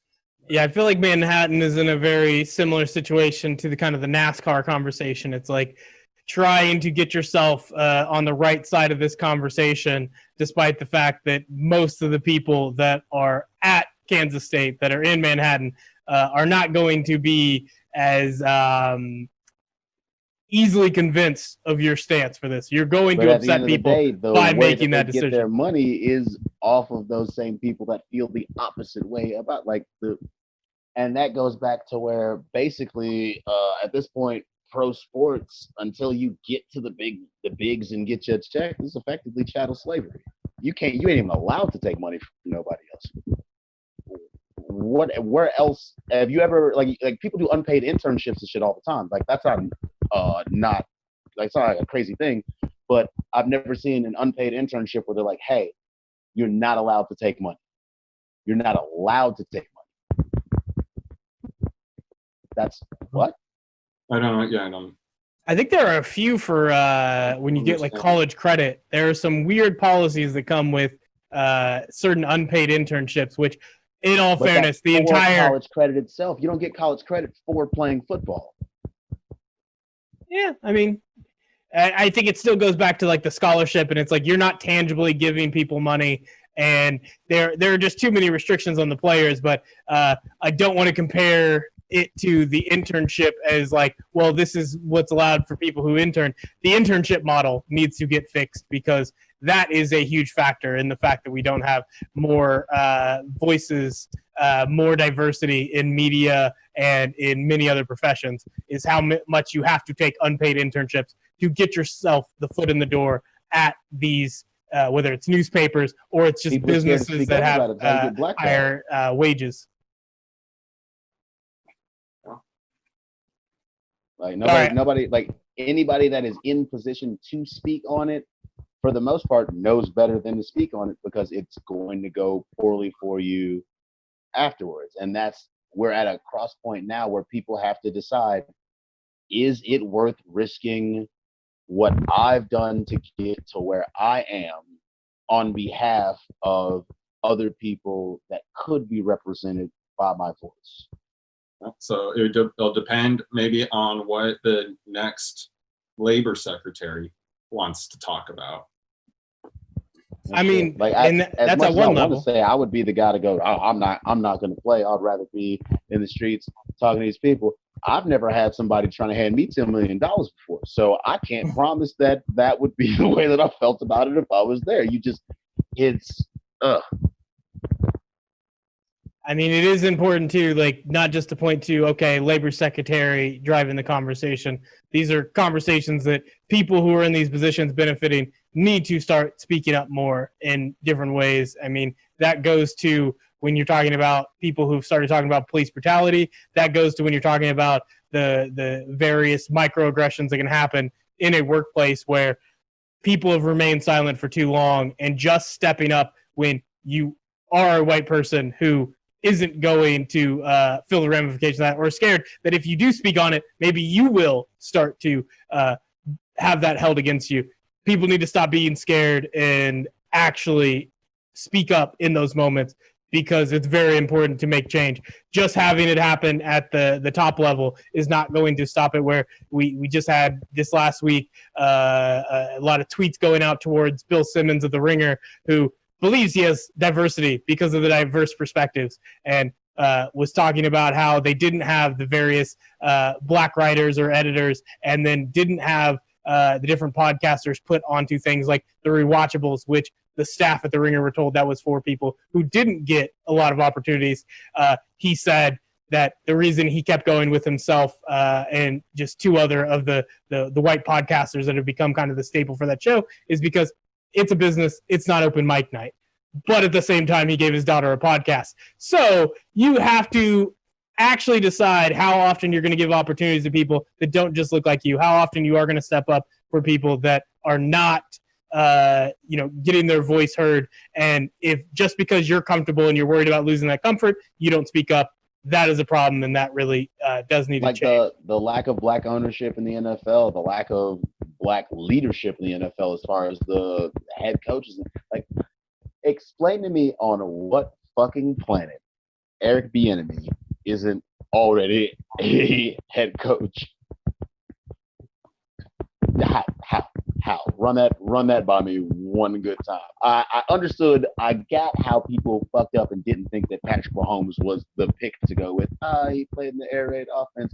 Maybe you overlooked it because you thought it's inflated numbers because they're throwing every other down.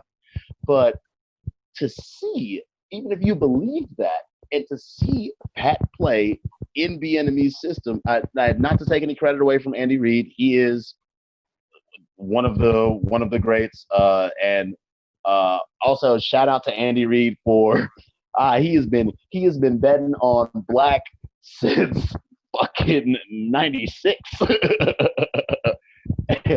Andy is he was like, no, Donovan's gonna get me a goddamn Super Bowl.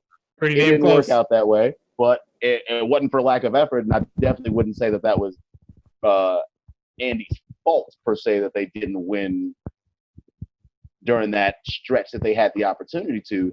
But for Eric Bieniemy to not be a head coach, if things were going the way that they should go as far as hiring people based on merit and what they've shown is worthwhile, the Chiefs don't win the Super Bowl because Eric Bieniemy is a head coach someplace else and they have to run a different offense. Maybe they do win the Super Bowl because Pat Mahomes is the most ridiculous quarterback I've ever fucking seen with my own two eyes. But outside of that, there's a very realistic chance that they don't come back from his knee injury and get it together because his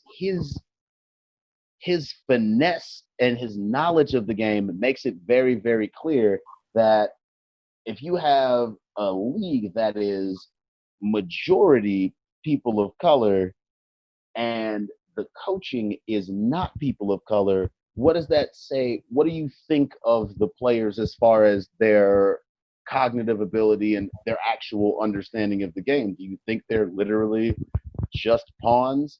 They don't are they not brilliant at this? Could you imagine trying to be Lamar Jackson and running that goddamn read option? I mean, his offensive line was great, but at the end of the day, you have a quarter of a second to decide whether or not it's you or Mark Ingram that's about to fist fight this linebacker. And he made the right read so often that he ran his way into fucking history. But when it's all said and done, they'll as we're going, he wouldn't be looked at as a person that is an offensive mind or someone that would be someone capable of leading a football team from the helm. They didn't want him to play quarterback coming into the league in the first place just because he was black and fast. It will be interesting to see how that mindset changes as you do have so many of the most prolific quarterbacks right now, young black quarterbacks, that Patrick Mahomes is the face of the league. He steps out in front of the conversation for police brutality. Deshaun Watson, such an amazing player. Lamar Jackson. So you have three of, I would say all three are in the top 10. Lamar Jackson and Patrick Mahomes right now are at the tippity top.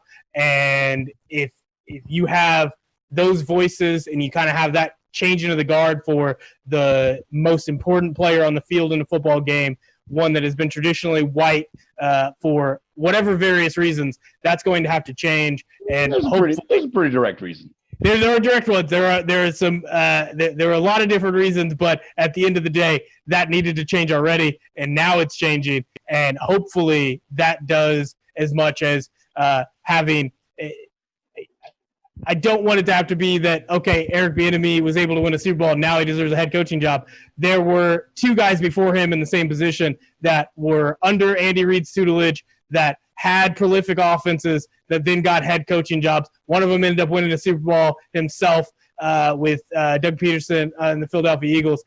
That role had been done before, and each one got a head coaching job. You know, you have which I'm forgetting the names already at this point, Matt Nagy going to the Bears. Maybe that wasn't as successul, but there's no way in hell that doesn't mean Eric Bieniemy can't help gets a head Chicago's coaching going to job. do what Chicago's going to do. That's true. His fault. but I think definitely that needs to be something that changes where immediately he should have just got a job, because there's zero argument against it. Any sort of idea that Andy Reid is the main factor, or Eric Bieniemy didn't call the plays. He started calling the plays before either of those other two did in the same time frame of when they were taking over the offensive coordinator role for the Chiefs. Dude is an absolute offensive genius. And, I mean, it's surprising the fact that he didn't even leave, you know, just to talking about going to Colorado and things like that. Like the fact that he'd have to leave the league to go get the NCAA head coaching job. No, you are going to lose talent that's already proven what they can do. And there is no reason. There's nothing I could name that doesn't show discrimination for why Eric Bieniemy didn't get a head coaching job already. Hopefully those types of things change, and those are things that NFL just can't put out a statement, that, okay, we feel differently now. We're still not hiring head coaches, GMs, and Colin Kaepernick is still blackballed. But that's all I have negative to say about the NFL for today. We can move on. We only have a couple minutes left. I do want to get through these as fast as possible because Nick's got to head out. So I will just skip over, or just say them really fast, I guess. I was going to do things that replace sports during the pandemic. Working, I just keep working. Working out, that hasn't happened. I gave that up. Binging, TV, food, whatever, it's all happening. Video games, playing 2K, and then reading, kind of. I've been listening to Stamped from the Beginning audiobook while playing 2K. It's been very effective to this point. Brandon, what has been your top 5 things you've done to replace sports during the pandemic? Kids, the two little ones, obviously. I've gotten Julie into binge watching anime with me, which is, honestly, it's a weeb's wet dream. I'm living the best life. I've been cooking and bartending at home at a level that is as high, if not higher, than I have for money at any of these people's fucking institutions. And then number 5, yelling at racists and making a fucking scene, dude. I'm in a position where I cannot be quiet because I don't have an excuse. I don't have shit else to do. It's my black ass life on the line. So either A, I'm gonna stuff my face, or B, I'm about to go make somebody uncomfortable. And people should feel uncomfortable because fucking I've been uncomfortable since I woke up in this goddamn skin. Nick, what's on your list? Watching Quibi stuff. No, not for real.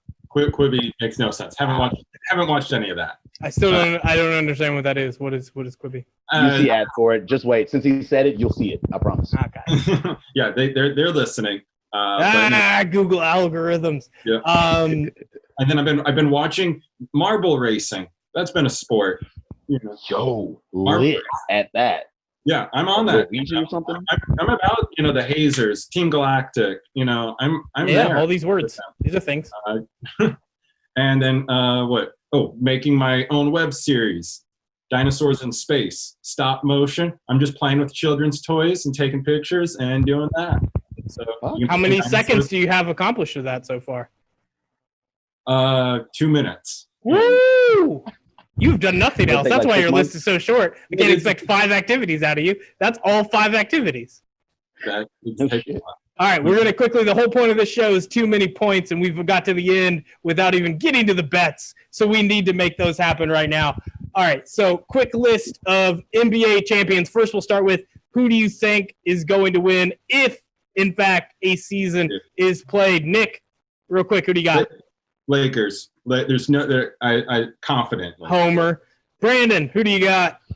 The part of me that wants to see the East win would say Milwaukee, but I'm gonna have to go with Nick on this one. You don't give LeBron with his science and technology an extra few months to get his shit together because it's not fair. He's gonna eat people. Yeah. All right, so for me, this is tough because I think it's going to be a tough battle between the two LA teams. But at this point, until I watch Kawhi lose, particularly now where he's in a better situation than he was last year with Toronto when he went on that tear, I can't imagine them losing. And I think the Bucks, I feel like they could beat the Lakers. I think Kawhi is Giannis's kryptonite, and he shuts down so much of what they can do. So it's almost like if the Lakers make it, I think they get beat by the Bucks. But if the Clippers make it, I don't think the Bucks can handle them. It's put me in a tough spot. But in terms of the odds, I always got to be smart. And you just know that Lakers and Clippers can knock each other out. Bucks at least will make it, and then anything can happen in basketball. I'm going to go the Bucks. It's plus 290 right now. If you guys stick with the Lakers pick, plus 190, or you can have the Clippers for plus 300. I assume even with the odds, you guys are keeping with the Lakers. Even with odds, I'm still taking the Lakers. I'm taking the safe money. Right. And I assume that in terms of the Eastern Conference pick, you would be going with the Bucks, right? No Boston fans here? As much as I would love to see Boston do the thing, and as talented of a roster as I think that's about as good of a Boston roster as they put on a court in fucking years. It's not enough. What do you do about Giannis? You already said there's one answer to Giannis. His name is Kawhi. He's out in the West. There's nothing in the East that's going to stop Giannis from doing this thing. 3 wings that you keep on him throughout the game and hope that it does marginally what Kawhi does, which is what the Celtics have. I think the bigger key for them, because they're one of the few teams that have that many good wings in terms of how they play defense, the thing they need is Jason Tatum to play the way he played before the season ended. We don't know whether that was a blip of him just playing out of his mind for a stretch, and what does that stop? Dog. I don't think you can bring that heat back there. He would have to get warmed up again, and there's simply. But I don't even know. I don't even know if that's necessarily heat. Maybe he just finally took that step that we knew. We've always had this conversation about him trying to learn from Kobe, him trying to have that killer instinct, and we saw it in full force before the season ended. If he can get any of that going, and they have one of the deepest rosters in the NBA, they can at least take a shot at the Bucks. I'm still keeping with the Bucks, but I think that if there was an actual full NBA season to play, I think that Boston would have a better chance of winning the Eastern Conference simply because of the depth of their team. But since there's not going to be that many games to play, that depth, with the exception of a couple motherfuckers going down to the Rona, that depth is not going to be nearly as important simply because we're playing a few weeks of games as opposed to another 41. I mean, it's true. We don't know what to expect from most of these teams. We don't even know what to expect whether they can play. But imagine that they do. Imagine that they make it through and they get into at least the regular season. Who knows if they'll make it to an actual playoffs. But they get to play these games, these 8 games per the 22 teams. Number of games before there are at least 3 positive tests in 1 week. That is the standard that we'll have. When do they have their first mini outbreak during their slate of games? I'll go over under on this. We'll just start at 2. Well, I guess you said 3 earlier. Let's start at 3. Nick, I assume you're under. You don't seem very optimistic that this can work. Yeah, Nick don't think they're gonna play. I'm going to take the over. I didn't look at the schedule to figure out how compact they are, but I go with Brandon's theory. They can get through 3 games before they've even got the test to figure out they've already fucked up. So that's the only reason I'm giving them 3 is because they will be able to get through the 3rd game and be like, oh shit. And then they're going to shut the whole thing down. It won't be like a slow pulling of this, that. No, it's just going to be like, sorry guys, we tried. All right. Largest crowd for a sporting event this calendar year. So I'm going to go over in the under. Continental U.S. or? Yeah, in the U.S., I'm going to go over under 20,000 people. Because there are some crazy people that still think they can play a college football game with 50,000. Over under, where are you guys at? Nick, we'll start with you. Over, you said 20,000? 20,000. Over. Over. I think that those college football stadiums, if they say like, oh, it's kind of like just not sold out 100,000 people. So you think NBA can't get through a game, but you think college football is still going to make it to the point where they're not only having games, they're getting a crowd. These are two different fan bases, Doug. I know, but at some point we're just all dead, so there's really no like making it happen. Brandon, over.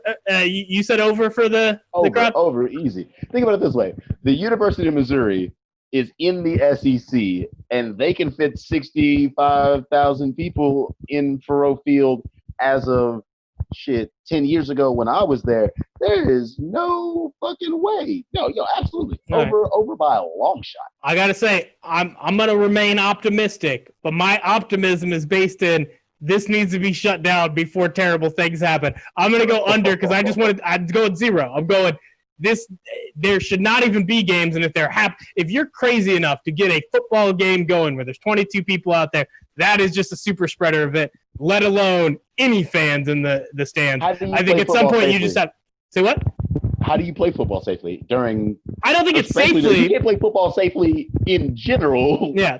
I think let alone during a pandemic. I think the idea is you try to keep people away from each other in terms of, okay, they're playing on the field. They're going to have to do what they normally do, right? But you have minimized the risk and you put them in a bubble like the NBA has. College football can't do it, and that's the only one with big enough stadiums to go much over 20,000 anyways. I don't think the professional teams are going to do it.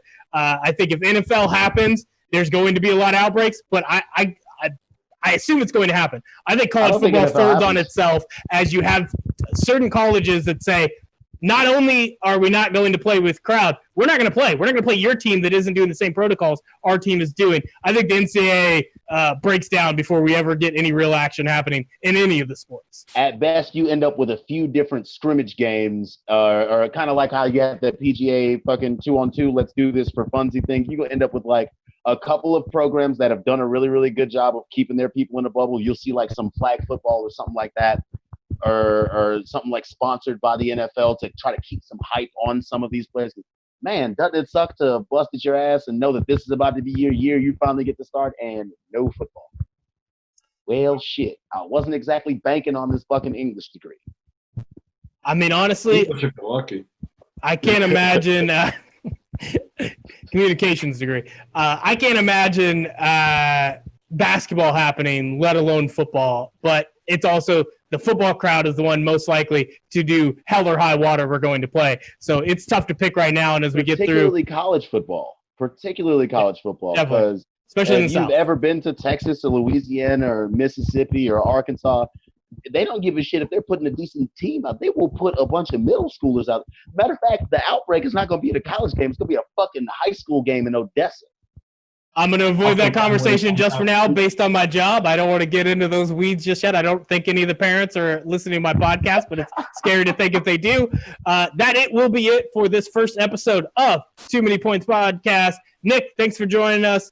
Brandon, thanks for joining us. We're going to keep doing these. It was a fun time. Later, folks. Nick, you're fucking wonderful. Oh, he's gone.